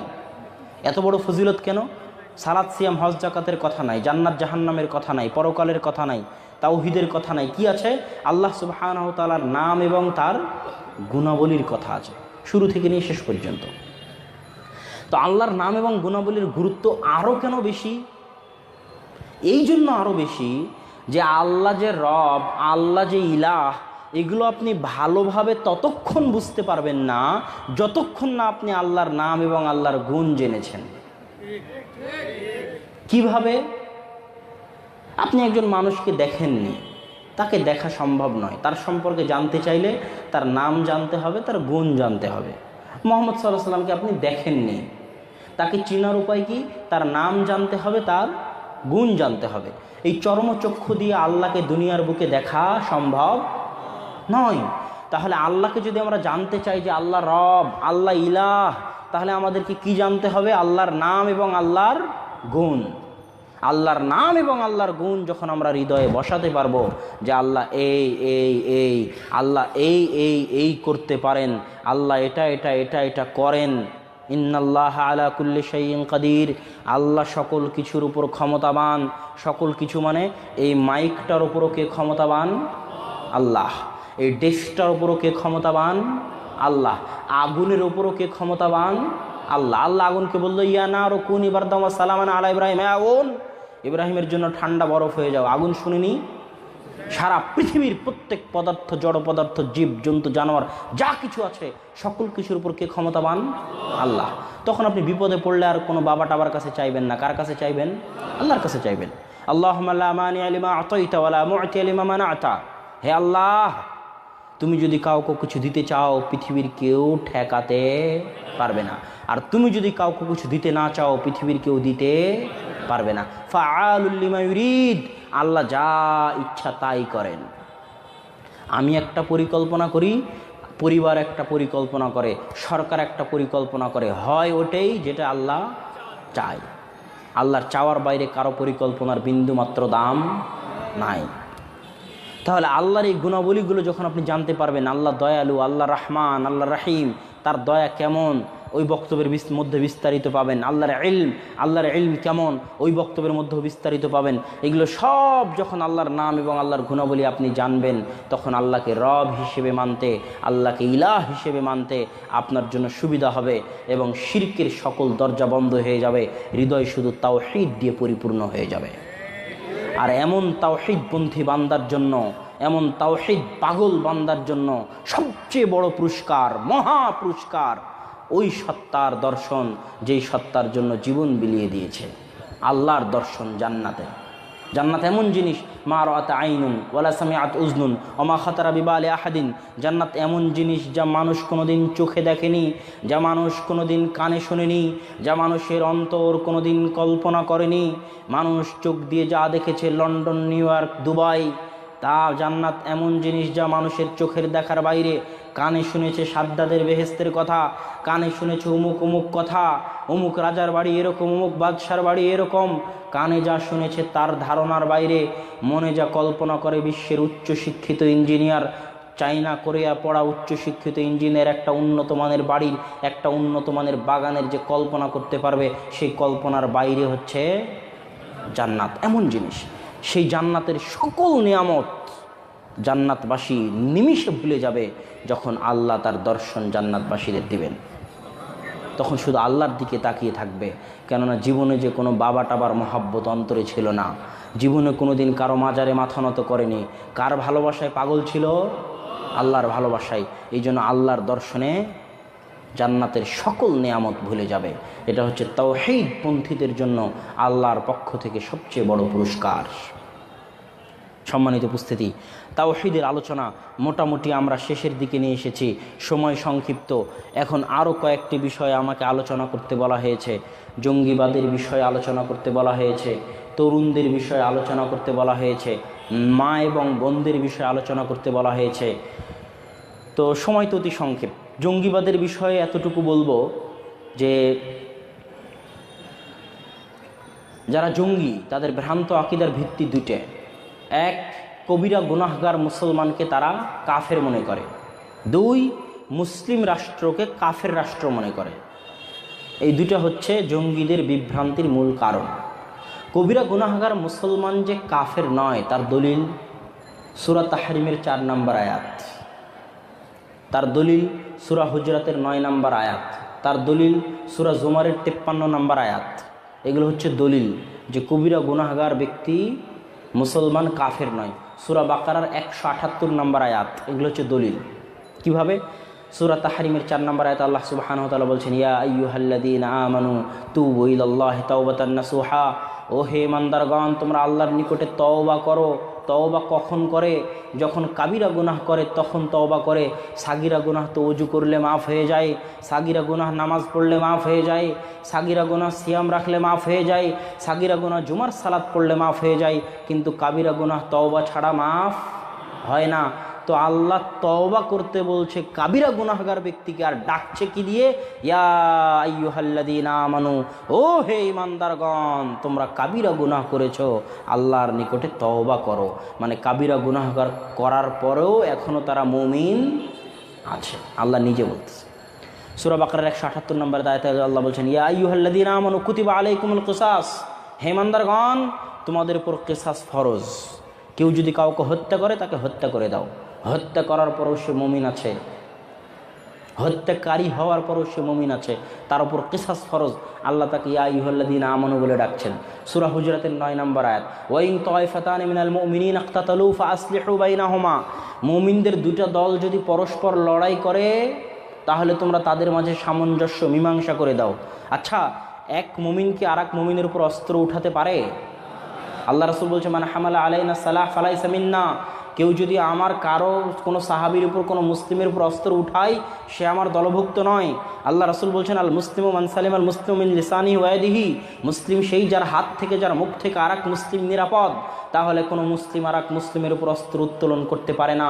মুসলিম যদি আরেক মুসলিমের উপর অস্ত্র উত্তোলন করে, মারতে উদ্ধত হয়, তাহলে এটা কাবিরা গুনাহ। আর কাবিরা গুনাহগার ব্যক্তিদেরকে আল্লাহ মুমিন বলতেছেন কিভাবে? ওয়াইন তায়ফাতানি মিনাল মুমিনিনা ইকতাতালু, মুমিনদের দুটি দল যদি পরস্পরের লড়াই করে, পরস্পরে মারামারি করে, এক মুমিন আরেক মুমিনের উপর অস্ত্র উত্তোলন করেছে, কাবিরা গুনাহ করতেছে, আল্লাহ তাদেরকে মুমিন বলতেছেন কোরআনে হুজরাত 9 নম্বর। এক মুমিন আরেক মুমিনের উপর অস্ত্র উঠাচ্ছে, আসলিহু বাইনাহুম, তাদের মধ্যে মীমাংসা করে দাও। এরকম শত দলিল পেশ করতে পারবো। আরও দলিল, লা ইলাহা ইল্লাল্লাহর ফজিলত সংক্রান্ত যত হাদিস আছে সবই দলিল। যে মান কানা ফি কলবিহি মিসকাল হাব্বাতিন, যার অন্তরে সরিষার দানা পরিমাণ ঈমান আছে আল্লাহ তাকে জাহান্নাম থেকে বের করে নেবেন। তার মানে সে কাফের নয়। কিয়ামতের মাঠে আল্লাহ রাসূল কাদের জন্য শাফাআত করবেন? যে বিনা হিসাবে জান্নাতে যাবে তার শাফাআতের দরকার নাই। যে সরাসরি প্রথম চান্সে জান্নাতে যাবে তারও শাফাআতের দরকার নাই। শাফাআতের দরকার কার? যে কবিরা গুনাহ করে জাহান্নামের আগুনে জ্বলছে, তার শাফাআতের দরকার। আল্লাহ রাসূল তাদের জন্য শাফাআত করবেন। যদি মুমিন না হতো তাহলে কি শাফাআত করতেন? করতেন না। তো কবিরা গুনাহগার ব্যক্তি কাফের নয়। কি সে? ফাসিক মুসলিম, পাপিষ্ঠ মুসলিম, পাপাচারী মুসলিম, কবিরা গুনাহগার মুসলিম। আর এই মুসলিমকে যদি কেউ হত্যা করে তার কি হবে? জঙ্গিবাদের নামে সূরা নিসার আয়াত শুনেন, মান ইয়াকতুল মুমিনা মুতাআম্মিদান ফাজাযাউহু জাহান্নাম, কেউ যদি কোনো মুমিনকে ইচ্ছাকৃতভাবে হত্যা করে তার থাকার জায়গা জাহান্নাম। আর কারো থাকার জায়গা জাহান্নাম হওয়াই যথেষ্ট। জাহান্নাম এত ভয়াবহ যে কারো থাকার জায়গা জাহান্নাম হওয়া যথেষ্ট। কিন্তু রক্ত যে মুমিনের, এই জন্য আল্লাহ ক্ষান্ত হলেন না। আল্লাহ বললেন খালিদান ফিহা, শুধু কি জাহান্নামে যাবে? জাহান্নামে ওকে আমি চিরস্থায়ী রাখবো। কারো জন্য জাহান্নামে যাওয়া, জাহান্নামে চিরস্থায়ী হওয়া যথেষ্ট ছিল, কিন্তু আল্লাহ ক্ষান্ত হলেন না। আল্লাহ কেন? রক্ত যে মুমিনের, আল্লাহ বলে গেলেন গাদিবাল্লাহু আলাইহি, আল্লাহ তার উপর রাগান্বিত। কারো উপর আল্লাহর রাগান্বিত হওয়াই যথেষ্ট ছিল, কিন্তু আল্লাহ থামেননি। কেননা রক্ত যে মুমিনের, লাআনাহু, আল্লাহর অভিশাপ তার উপর বর্ষিত হোক। আল্লাহর অভিশাপ কারোর জন্য যথেষ্ট ছিল, কিন্তু আল্লাহ থামলেন না। রক্ত যে মুমিনের, ওয়া আদাল্লাহু লাহু আযাবান আযীমা, আল্লাহ তার জন্য কঠোর কঠিন শাস্তি প্রস্তুত করে রেখেছেন। এক আধারে কোনো মুমিনকে হত্যা করার জন্য আল্লাহ সুবহানাহু ওয়া তাআলা নিজে 5টি বিষয় বলে গেলেন। 1, জাহান্নামে থাকবে। 2, চিরস্থায়ী থাকবে। আল্লাহ তার উপর রাগান্বিত, আল্লাহর অভিশাপ তার উপর বর্ষিত, তার জন্য কঠোর কঠিন শাস্তি প্রস্তুত করা হয়েছে। মুমিনের রক্তের এত দাম। সুনানে তিরমিজির 1398 নম্বর হাদিসে রাসূল সাল্লাল্লাহু আলাইহি ওয়াসাল্লাম বলছেন, লাউ আন্না আহলাস সামাই ওয়াল আরদি ইশতারাকু ফি দামি মুমিনিন, সারা পৃথিবীর সকল মানুষ আদম থেকে নিয়ে কিয়ামত পর্যন্ত সকলে মিলে, আর সারা আসমানের সকল ফেরেশতা, সকল জিন প্রত্যেকে মিলে যদি একজন মুমিনকে হত্যা করে সকলে মিলে, তাহলে আল্লাহ সুবহানাহু ওয়া তাআলা ওই একজন মুমিনের রক্তের বদলা নেওয়ার জন্য সারা পৃথিবীর সকল মানুষকে, সারা আসমানের সকল ফেরেশতাকে, সকল জিনকে একসাথে জাহান্নামে নিক্ষেপ করতে দ্বিধা করবেন না। একটা মুমিনকে যদি সবাই মিলে হত্যা করে তাও। রাসূল সাল্লাল্লাহু আলাইহি ওয়াসাল্লাম বলতেছেন, লা জাওয়ালুদ দুনিয়া, আর এক হাদিসে লা হাদমুল কাবা আহওয়ানু ইনদাল্লাহ, আল্লাহ সুবহানাহু ওয়া তাআলার নিকটে সারা পৃথিবীর ধ্বংস হয়ে যাওয়া, এমনকি কাবা ঘরের ধ্বংস হয়ে যাওয়া আল্লাহ বরদাস্ত করবেন, কিন্তু একজন মুমিনের হত্যাকে আল্লাহ বরদাস্ত করবেন না। আল্লাহর নিকটে একজন মুমিনের রক্ত কাবা ঘরের চেয়ে দামি, আল্লাহর নিকটে একজন মুমিনের রক্ত সারা পৃথিবীর সকল কিছুর চেয়ে দামি। এই জন্য রাসূল সাল্লাল্লাহু আলাইহি ওয়াসাল্লাম বলেছেন, আইয়ুশ শাহর হাজা, এই মাস কোন মাস? আরাফার দিন। তো বলে এটা জুলহাজ মাস। আজকে কোন দিন? তো আজকে 9 তারিখ আরাফার দিন। আজকে আমরা কোন জায়গায় বসে আছি? কোন মাঠে বসে আছি? তো মক্কা শহরে আরাফার মাঠে বসে আছি। জেনে রাখো দুনিয়ার মানুষ, আলা ইন্না দিমাকুম ওয়া আমওয়ালাকুম ওয়া আরাদাকুম হারামুন আলাইকুম কাহুরমাতি ইয়াউমিকুম হাদা ওয়া শাহরিকুম হাদা ওয়া বালাদিকুম হাদা। প্রত্যেক মুসলমানের রক্ত, ধন, সম্পদ এবং মর্যাদা আর এক মুসলমানের উপর ওইভাবে হারাম যেইভাবে আজকের শহর হারাম, আজকের মক্কা হারাম, জুলহজ মাস হারাম, 9 তারিখ আরাফার দিন হারাম, ঠিক সেইভাবে এক মুসলমানের রক্ত, ধন, সম্পদ, মান, মর্যাদা আর এক মুসলমানের জন্য হারাম। কাবার যেমন মর্যাদা, মক্কার যেমন মর্যাদা, 9 জিলহজের যেমন মর্যাদা, একজন মুমিনের রক্তের তেমন মর্যাদা, একজন মুমিনের মান সম্মানের তেমন মর্যাদা, একজন মুমিনের ধন দৌলতের তেমন মর্যাদা। হারাম, হাত দিতে পাবেন না। তাহলে যারা কাবিরা গুনাহগার মুসলমানকে কাফের ফতোয়া দিয়ে হত্যা করতেছে তাদের কি হবে? তাদের জন্য রাসূল সাল্লাল্লাহু আলাইহি ওয়াসাল্লাম বলে গেছেন, সহিহ বুখারীর 4653 নম্বর হাদিস। কি বলেছেন? আরে জানো, অচিরে একদল মানুষ বের হবে, তারা কি করবে? ইয়াকতুলুনা আহলাল ইসলাম, মুসলমানদেরকে কাফের ফতোয়া দিয়ে হত্যা করবে। ওয়া ইয়াতরুকুনা আহলাল আওসান, আর কাফের মুশরিক হিন্দু মূর্তি পূজকদের ছেড়ে দিবে। পাকিস্তানে, বাংলাদেশে, বিভিন্ন মুসলিম দেশে, লিবিয়া, ইয়েমেনে মুসলমানদেরকে কাফের ফতোয়া দিয়ে আত্মঘাতী বোমা হামলা করে মুসলমানকে মারবে, কিন্তু ইহুদি খ্রিস্টানদেরকে কিছুই বলবে না। আল্লাহর কসম করে বলা যায় যে এই যুগে ইসরায়েল আমেরিকা মিলে যত মুসলমানকে হত্যা করেছে, জঙ্গি খারেজিরা মুসলমানকে কাফের ফতোয়া দিয়ে তার চেয়ে বেশি মুসলমানকে হত্যা করেছে। সম্মানিত উপস্থিতি, তাদের আরও একটা ভ্রান্ত আকীদা কি? মুসলিম রাষ্ট্রকে কাফের রাষ্ট্র মনে করে। একটা রাষ্ট্র কখন মুসলিম আর কখন সেটা কাফের রাষ্ট্র, কখন তার বিরুদ্ধে বিদ্রোহ জায়েজ? একটা রাষ্ট্রের অধিকাংশ জনগণ মুসলমান, একটা রাষ্ট্রের শাসক মুসলমান, একটা রাষ্ট্রে ইসলামী সংস্কৃতির আধিক্য আছে। আমেরিকার চাইতে বাংলাদেশের সংস্কৃতি ভালো নয়? ইসলামী সংস্কৃতির আধিক্য আছে। নামাজ রোজা রাখতে পারে, সালাত সিয়াম পালন করতে পারে, হজ জাকাত দিতে পারে, দিনের দাওয়াত দিতে পারে, দিনের কথা বলতে পারে, অধিকাংশ মানুষ মুসলমান, শাসক মুসলমান, তাহলে সেই রাষ্ট্রকে কাফের রাষ্ট্র বলা যাবে না। তাহলে আপনি বলবেন তাহলে যে ভারত, সৌদি আরব ছাড়া প্রায় সব মুসলিম দেশে ইসলামের সেরকম নিয়ম কানুন মানা রাষ্ট্রীয়ভাবে হয় না। বিশেষ করে পারিবারিক আইনগুলো মানা হয়। ওয়ারিস সূত্র, উত্তরাধিকার সূত্র, বাপ মারা গেলে ছেলেরা কীভাবে ভাগ বাটোয়ারা হবে, কোরআনে যেভাবে আছে মুসলিম রাষ্ট্রগুলোতে ওভাবেই রাখা হয়েছে। তালাকের নিয়ম কানুন, বিবাহের নিয়ম কানুন কোরআন হাদিসে যেভাবে আছে মুসলিম রাষ্ট্রগুলোতে ওভাবেই রাখা হয়েছে। তো পারিবারিক আইনগুলো তো মান্য করা হয় মুসলিম রাষ্ট্রগুলোতে, কিন্তু ক্রিমিনাল ল, অপরাধ সংক্রান্ত আইন, চুরি করলে হাত কাটো, কাউকে হত্যা করলে কিসাস করো, অবিবাহিত অবস্থায় জেনা করলে 100 লাঠি মারো, শহর থেকে তাড়িয়ে দাও, বিবাহিত অবস্থায় জেনা করলে ইট পাথর মেরে মেরে হত্যা করে দাও, কেউ যদি মদ খায় 40 লাঠি পিটাও, কেউ যদি অপবাদ দেয় 80 লাঠি পিটাও। এই যে ইসলামের অপরাধ সংক্রান্ত আইন আছে, এগুলো সৌদি আরব ছাড়া পৃথিবীর কোনো মুসলিম দেশে বাস্তবায়ন হয় না। তাহলে আপনি কিভাবে বললেন এটা মুসলিম রাষ্ট্র?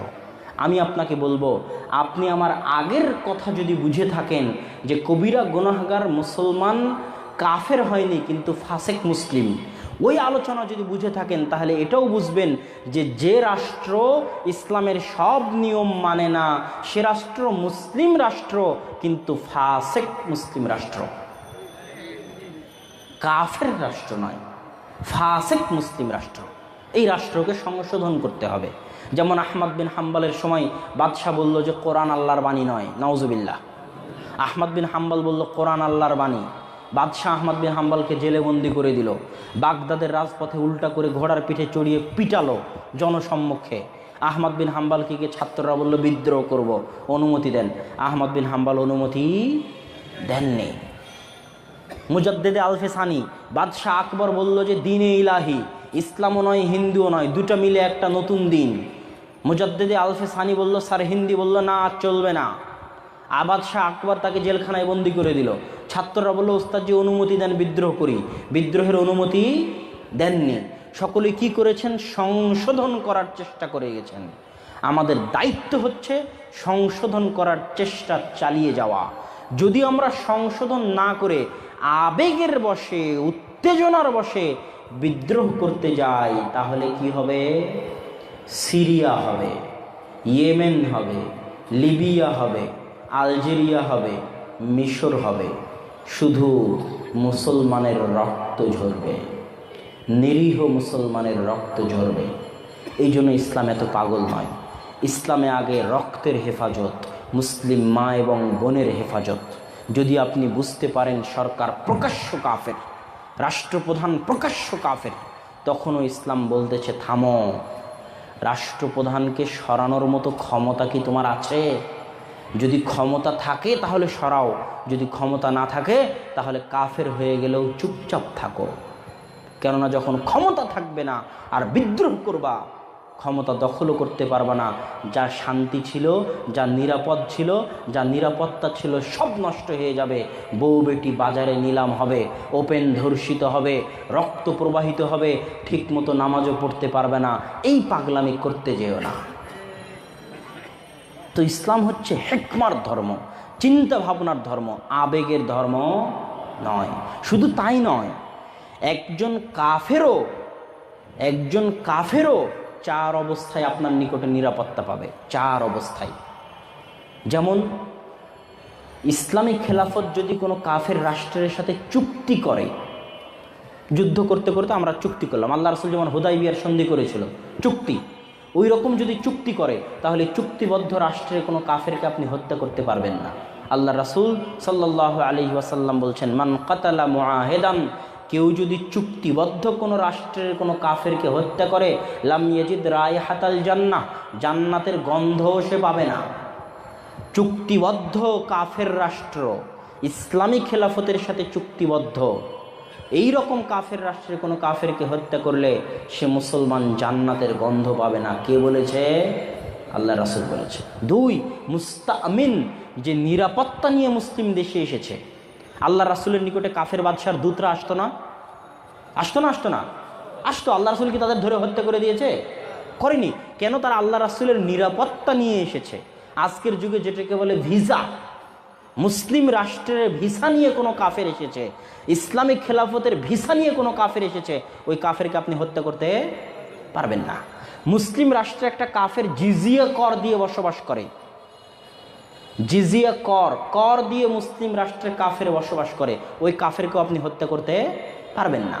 যুদ্ধের মাঠে আছেন, একটা দেশের সাথে যুদ্ধ চলতেছে, দারুল কুফর, এখন তো যুদ্ধের মাঠে হত্যা করা যায়, কিন্তু যে নারী, যে শিশু অস্ত্রসহ যুদ্ধের মাঠে আসেনি, ওই কাফের নারী, ওই কাফের শিশুকে আপনি হত্যা করতে পারবেন না। তো ইসলাম এত সহজ, এত পাগল ধর্ম নয় যে যত পাগল জঙ্গিরা মনে করে নিয়েছে ইসলামকে। ইন্নামাল ইমামু জুন্নাতুন ইউকাতালু মিন ওয়ারাইহি, সহিহ মুসলিম 1841 নম্বর হাদিস। জেহাদ নেতা ছাড়া হয় না, রাষ্ট্র নেতা ইমাম ছাড়া জেহাদ হয় না। ইমাম লাগবে, নেতা লাগবে। কয়েকটা জিনিস ইসলামে আছে যেগুলো ইমাম নেতা ছাড়া হয় না। যেমন ঈদের সালাত কবে পড়বেন, এই গ্রামে আজকে কালকে ওই গ্রামে চলবে না, রাষ্ট্রপ্রধানের নির্দেশে ঈদের সালাত হবে। হজ আপনি বলবেন আজকে আমি হজ করব, আর একজন বলবে আজকে আমি হজ করব, চলবে না। সৌদি আরবের বাদশাহ যেই দিন বলবে, রাষ্ট্রপ্রধান যেই দিন বলবে যে আজকে 9 তারিখ আজকে হজ, সেই দিন হজ হবে। আব্দুল্লাহ বিন ওমর রাদিয়াল্লাহু তাআলা আনহু, ফাসেক বাদশাহ হাজ্জাজ বিন ইউসুফ, অত্যাচারী বাদশাহ যে শত শত তাবি মুহাদ্দিসকে হত্যা করেছে, এমন অত্যাচারী বাদশার নির্দেশে হজ করেছেন আব্দুল্লাহ বিন ওমর। তো এইরকম কিছু বিষয় আছে যেগুলো রাষ্ট্রপ্রধান ছাড়া সম্ভব নয়। তার মধ্যে অন্যতম একটা হচ্ছে জিহাদ। স্বয়ং ইবনে তাইমিয়া রাহিমাহুল্লাহকে যেই বাদশারা জেলখানার মধ্যে বন্দী করে রেখেছিল, ওই বাদশাদের অধীনে তিনি তাতারিদের বিরুদ্ধে জিহাদে অবতীর্ণ হয়েছিলেন অস্ত্র হাতে। পৃথিবীতে এরকম কোনো নজির নাই গত 1400 বছরের ইতিহাসে যে এই জাতীয় ছোটোখাটো চুচরা মাছ, বুঝেন না, ছোট মাছ, ওইরকম চুচরা মাছ টাইপের কোনো গ্রুপ, কোনো দলের জিহাদের কারণে ইসলামের কোনো কল্যাণ হয়েছে, এইরকম কোনো নজির গত 1400 বছরে নাই। যখন তাতারিরা আসলো, মুসলমানদেরকে কচু কাটা করে ধুয়ে থিয়ে দিল, তখন এরকম চুচরা মাছ টাইপের কোনো গ্রুপিংয়ের কারণে মুসলমানরা বাঁচেনি। তখন রাষ্ট্রনেতা এসেছে যুদ্ধ করার জন্য। যখন ক্রুসেডাররা সারা মুসলিম বিশ্ব দখল করে নিল, ফিলিস্তিন দখল করে নিল, তখন কোনো চুচরা মাছ টাইপের গ্রুপিংয়ের কারণে জিহাদ হয়নি। সালাহুদ্দিন আইয়ুবী এসেছে রাষ্ট্রনেতা, কোনো গ্রুপের লিডার ছিলেন না, কোনো দলের লিডার ছিলেন না, রাষ্ট্রনেতা ছিলেন। তিনি জিহাদ করে ফিলিস্তিনকে উদ্ধার করেছেন। এই জন্য দুয়ার মধ্যে বলা আছে যে সুলতানান নাসিরা, হে আল্লাহ তুমি আমাদেরকে একজন সাহায্যকারী রাষ্ট্রনেতা দাও, সুলতান দাও। আজকেও মুসলমানদের যে অবস্থা, যে অধপতন, যে অত্যাচার নির্যাতন, এই অত্যাচার নির্যাতন থেকে চুচরা মাছ টাইপের কোনো গ্রুপিং জেহাদের ফতোয়া দিবে, আত্মঘাতী বোমা হামলা করবে, এদের মাধ্যমে উদ্ধার হবে না। চ্যালেঞ্জ করলাম, লিখে নিয়ে যান, আল্লাহ রাষ্ট্রনেতা পাঠাবে, সেই রাষ্ট্রনেতার অধীনে জেহাদের মাধ্যমে উদ্ধার হবে। আর যারা আহলে হাদিসদেরকে আমরা যদি এরকম বক্তব্য দিই, বলে পেট্রো ডলার খেয়ে এসেছে, সৌদি আরব থেকে রিয়াল খেয়ে এসেছে, তাদের উদ্দেশ্যে বলতে চাই, এরকম রাষ্ট্রনেতা কোনোদিন যদি আসে আর জেহাদের আহ্বান দেয়, তাহলে আমরা আহলে হাদিসরা প্রথম কাতারে দাঁড়িয়ে জেহাদ করবো ইনশাআল্লাহ। সম্মানিত উপস্থিতি, জঙ্গিবাদের আলোচনাও এখানে সংক্ষেপে শেষ করিনি। এবার মা এবং বোনদের উদ্দেশ্যে এবং তরুণ ভাইদের উদ্দেশ্যে কথা বলতে বলা হয়েছে। 10-15 মিনিটের মধ্যে সেই কথাও শেষ করে দেবো ইনশাআল্লাহ। রাসূল সাল্লাল্লাহু আলাইহি ওয়াসাল্লাম, কিতাবুর রিকাক, সহিহ বুখারীর হাদিস, আবু হুরায়রা রাদিয়াল্লাহু তাআলা আনহু থেকে বর্ণিত, তিনি বলেন, সাবআতু ইউদিল্লুহুমুল্লাহু ইয়াওমা লা দিল্লা ইল্লা দিল্লুহ, কঠিন কিয়ামতের মাঠে 7 শ্রেণীর মানুষকে আল্লাহ সুবহানাহু ওয়া তাআলা তার আরশের নিচে ছায়া দিবেন, যেই দিন আল্লাহর ছায়া ব্যতীত কোনো ছায়া থাকবে না। ওই 7 শ্রেণীর মানুষের মধ্যে দ্বিতীয় শ্রেণী হচ্ছে শাবুন নাশা ফি ইবাদাতিল্লাহ, ওই যুবক যে তার যৌবনকালকে আল্লাহর রাস্তায় ব্যয় করেছে, সেই যুবককে আল্লাহ কিয়ামতের মাঠে তার আরশের নিচে ছায়া দিবেন। কেন? বৃদ্ধ বয়সে যখন চুল দাড়ি পেকে যায়, যখন এক পা কবরে এক পা বাইরে, তখন আল্লাহর ইবাদত করা অনেক সহজ, কিন্তু যুবক বয়সে যখন দাড়ি রাখলে চাকরি হয় না, চাকরি হারিয়ে যায়, যখন ত্রাখনোর উপর প্যান্ট পরলে বন্ধু বান্ধব খ্যাত বলে, আনস্মার্ট বলে, বিয়ে হয় না, পাত্রী ফেরত পাঠিয়ে দেয়, পাড়া প্রতিবেশী ঠাট্টা করে, এই রকম বিপদ আপদ, বাধা বিপত্তি, ঠাট্টা মস্কারাকে মোকাবেলা করে চলতে পারে যে যুবকের ঈমান, সেই ঈমানের বদৌলতে ওই যুবককে আল্লাহ সুবহানাহু ওয়া তাআলা কিয়ামতের মাঠে তার আরশের নিচে ছায়া দিবেন।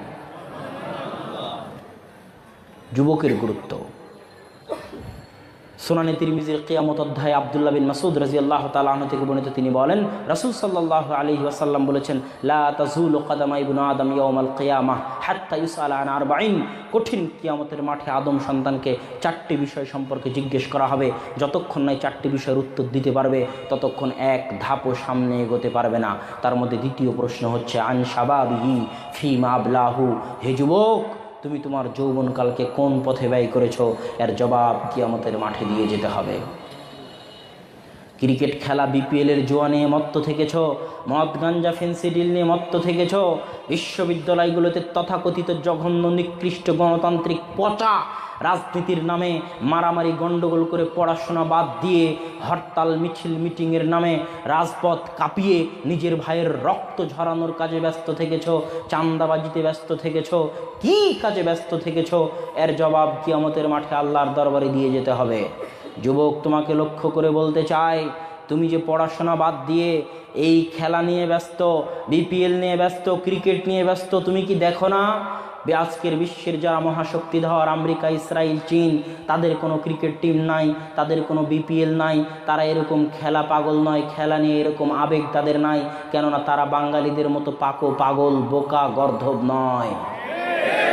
তারা বাঙালিদেরকে খেলার মধ্যে মত্ত করে রেখেছে, পাগল বানিয়ে রেখেছে, বোকা বানিয়ে রেখেছে, গণতন্ত্রের মধ্যে বোকা বানিয়ে রেখেছে, পাগল বানিয়ে রেখেছে। আর নিজেদের ছেলেরা বিশ্ববিদ্যালয়ে পড়াশোনা করে উচ্চ শিক্ষিত হয়ে অস্ত্র বানাচ্ছে তোমাকে হত্যা করবে তাই।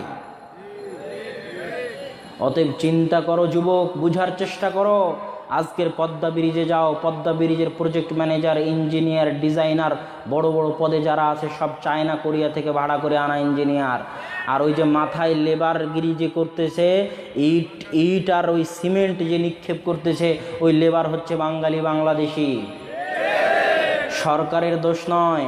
বাংলাদেশি যদি মদ গাঞ্জা নিয়ে ব্যস্ত থাকে আর রাজনীতির নামে মারামারি কাটাকাটি করে বিশ্ববিদ্যালয় বন্ধ করে রাখে, আর যদি ক্রিকেট নিয়ে ব্যস্ত থাকে, তো ওই বাংলাদেশি লেবারগিরি করে খাবে না তো কে খাবে? অতএব বুঝার চেষ্টা করো যুবক, নিজের সময়কে মূল্যায়ন করার চেষ্টা করো। জাতির জন্য বোঝা হয়ে না, জাতির জন্য বোঝা হয়ে না, আত্মমর্যাদাশীল হও। আত্মমর্যাদা কাকে বলে? যখন একজন যুবক টিভিতে আর একজনকে দেখে তার মতো হতে চায়, বুঝতে হবে ওই যুবকের ভিতরে কোনো আত্মমর্যাদা নাই। সে কর্ণফুলী নদীতে বয়ে চলা পানার মতো, কর্ণফুলী নদীতে বয়ে চলা খড়কুটোর মতো। স্রোত যেদিকে যায় খড়কুটো সেদিকে যায়, পানা স্রোত যেদিকে যায় পানা ওইদিকে যায়।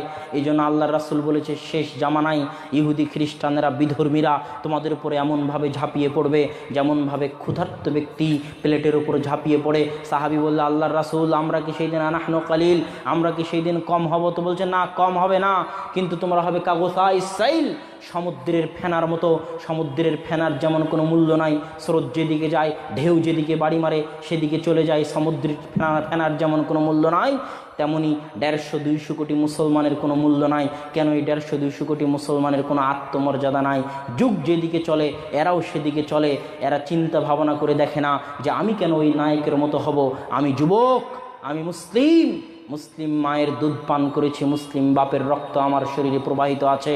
আমি কেন ওই পচা, নগ্ন, অর্ধনগ্ন, বেহায়া, নির্লজ্জ, বেশরম ওই ছেলের অনুসরণ করতে যাব, ওই নায়কের অনুসরণ করতে যাব? আমি এমন কাজ করব যেন ওই নায়ক আমার রাসূল মুহাম্মাদের সুন্নাতের অনুসরণ করে একদিন। মা এবং বোনদের মধ্যে যদি আত্মমর্যাদা থাকে, তারাও ওইভাবে ভাববে। পাখির জন্য, পাখির ড্রেসের জন্য আত্মহত্যা করে, বিন্দুমাত্র আত্মমর্যাদা নেই, এরা জাতির জন্য বোঝা। যদি আত্মমর্যাদা থাকতো তাহলে ভাবতো, আমি কেন তার ড্রেস পরিধান করতে যাব? আমি এমন কাজ করব যেন সে একদিন আমার মা আয়েশার ড্রেস পরিধান করে। এর নাম আত্মমর্যাদা।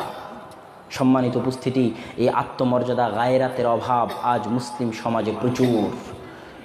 শুধু তাই নয়, আজ যুবক সমাজকে অবৈধ সম্পর্কে উৎসাহিত করে ধ্বংস করে দেওয়া হচ্ছে। কেন জানেন? ইসলাম টিকে থাকার সবচেয়ে বড় মাধ্যম হচ্ছে পরিবার।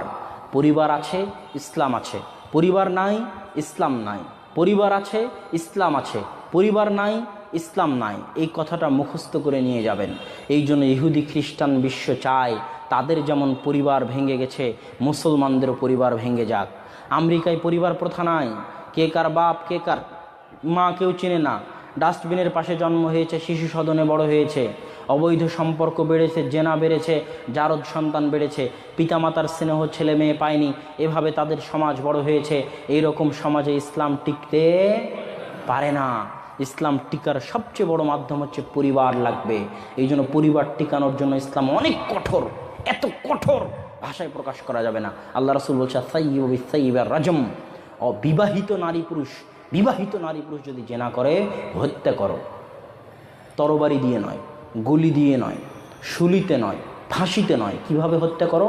হাজার হাজার মানুষের সামনে মাটিতে পুঁতে চারিদিক থেকে ইট পাথর ঢিল নিক্ষেপ করতে করতে করতে করতে মাথা ফেটে, মাথার ঘেলু বেরিয়ে, হাত ভেঙে, পা ভেঙে, বুকের হাড্ডি ভেঙে চিৎকার করতে করতে মারা যাবে। এভাবে হত্যা করো। কত ভয়াবহ শাস্তি! কেন? যদি জেনা সমাজে থাকে, পরিবার ভেঙে যাবে। পরিবার টিকাতে হবে, সন্তানের পিতার পরিচয় টিকাতে হবে, পিতামাতার ভালোবাসা টিকাতে হবে, পারিবারিক বন্ধন টিকাতে হবে।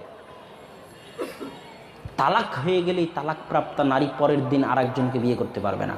স্বামী মারা গেলেই, যে মেয়ের স্বামী মারা গেছে সে পরের দিন আরেকজনকে বিয়ে করতে পারবে না। কেন? তাহলে পরিবার ভেঙে যাবে। তাকে 4 মাস অপেক্ষা করতে হবে, তাকে কিছুদিন অপেক্ষা করতে হবে, এটা জানার জন্য, এটা বুঝার জন্য যে তার পেটে কোনো সন্তান আছে কিনা। যদি পরের দিনই বিয়ে করে, তাহলে যদি সন্তান আসে, সন্তান আগের স্বামীর না পরের স্বামীর বোঝা যাবে না, পরিবার ভেঙে যাবে, পারিবারিক বন্ধন নষ্ট হয়ে যাবে। ইসলাম পারিবারিক বন্ধন রক্ষা করার জন্য সব কিছু করতে রাজি। মহান আল্লাহ সুবহানাহু ওয়া তাআলা কোরআন পড়ে দেখেন, তালাকের আলোচনায় আল্লাহ সুবহানাহু ওয়া তাআলা বলতেছেন, তোমার স্ত্রী যদি খারাপও হয়, তোমার স্ত্রী যদি তোমার নিকটে পছন্দনীয় নাও হয়, নাক যদি বোচাও হয়, দেখতে যদি অসুন্দরীও হয়, ধৈর্য ধারণ করো, তালাক দিও না। কেন? হতে পারে তার মধ্যে আল্লাহ কোনো কল্যাণ দিবেন। তবুও তালাক দিয়ে পরিবার নষ্ট করিও না, পরিবার ভেঙে দিও না। কেননা পরিবার যেই দিন ভেঙে যাবে, পরিবার যেই দিন নষ্ট হয়ে যাবে, ইসলাম সেই দিন উঠে যাবে, ইসলাম টিকতে পারবে না। এই জন্য যুবক সমাজের মধ্যে অবৈধ সম্পর্কের যে উস্কানি পরিবার ভাঙার জন্য, আমরা যদি চাই যে আমরা যেমন পিতামাতার স্নেহে মানুষ হয়েছি, আমাদের 10 বছর, 50 বছর, 20 বছর, 100 বছর পরে আমাদের প্রজন্ম তেমনই পিতামাতার স্নেহে মানুষ হোক, চাচা খালা মামা ফুফুর স্নেহে মানুষ হোক, তাহলে এই অবৈধ সম্পর্ককে কঠোর হস্তে দমন করতে হবে, বাধ্যতামূলক দমন করতে হবে, দেশের স্বার্থে, জাতির স্বার্থে। আর যারা এই অবৈধ সম্পর্ককে প্রমোট করে তাদেরকেও কঠোর হস্তে দমন করতে হবে।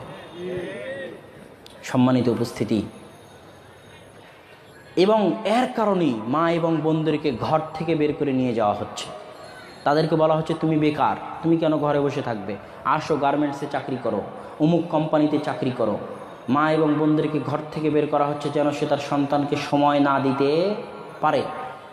অথচ আমি বলে থাকি, প্রায় অনেক জায়গায় বক্তব্যে বলে থাকি যে আসমানের নিচে জমিনের উপরে সবচেয়ে কঠিন কাজ, সবচেয়ে গুরুত্বপূর্ণ কাজ, সবচেয়ে মহান কাজ একটা ছোট্ট শিশুকে সৎ মানুষ রূপে গড়ে তোলা। এর চেয়ে কঠিন কাজ আর নাই। আর এই কঠিন কাজের চাকরি আল্লাহ কাদেরকে দিয়েছে? মা এবং বোনদেরকে দিয়েছে। আপনার স্ত্রী বেকার নয়, আপনার স্ত্রী স্টার বাংলা, জি বাংলা নিয়ে বসে থাকতে পারে না, আপনার স্ত্রী আপনার সন্তানকে গান বাজিয়ে তার কান্না থামাতে পারে না। যে মা স্টার বাংলা, জি বাংলার সামনে বসে থাকবে, যে মা সন্তানকে গান বাজিয়ে তার কান্না বন্ধ করবে, সেই সন্তান ভবিষ্যতে লুচ্চা বাটপার হবে না তো কে হবে? দুনিয়াবাসী তো গালি দিবে, মাকে তো গালি দিবে, আল্লাহ ধরবে। কেননা প্রত্যেক দায়িত্বশীলকে কিয়ামতের মাঠে জিজ্ঞেস করা হবে। জন্ম দিতে পারলে মা হওয়া যায় না, পাগলিও বাচ্চা জন্ম দিতে পারে। জন্ম দিলে দায়িত্ব পালন করতে হবে, সেই দায়িত্ব হচ্ছে সন্তানকে সঠিকভাবে লালন পালন করতে হবে।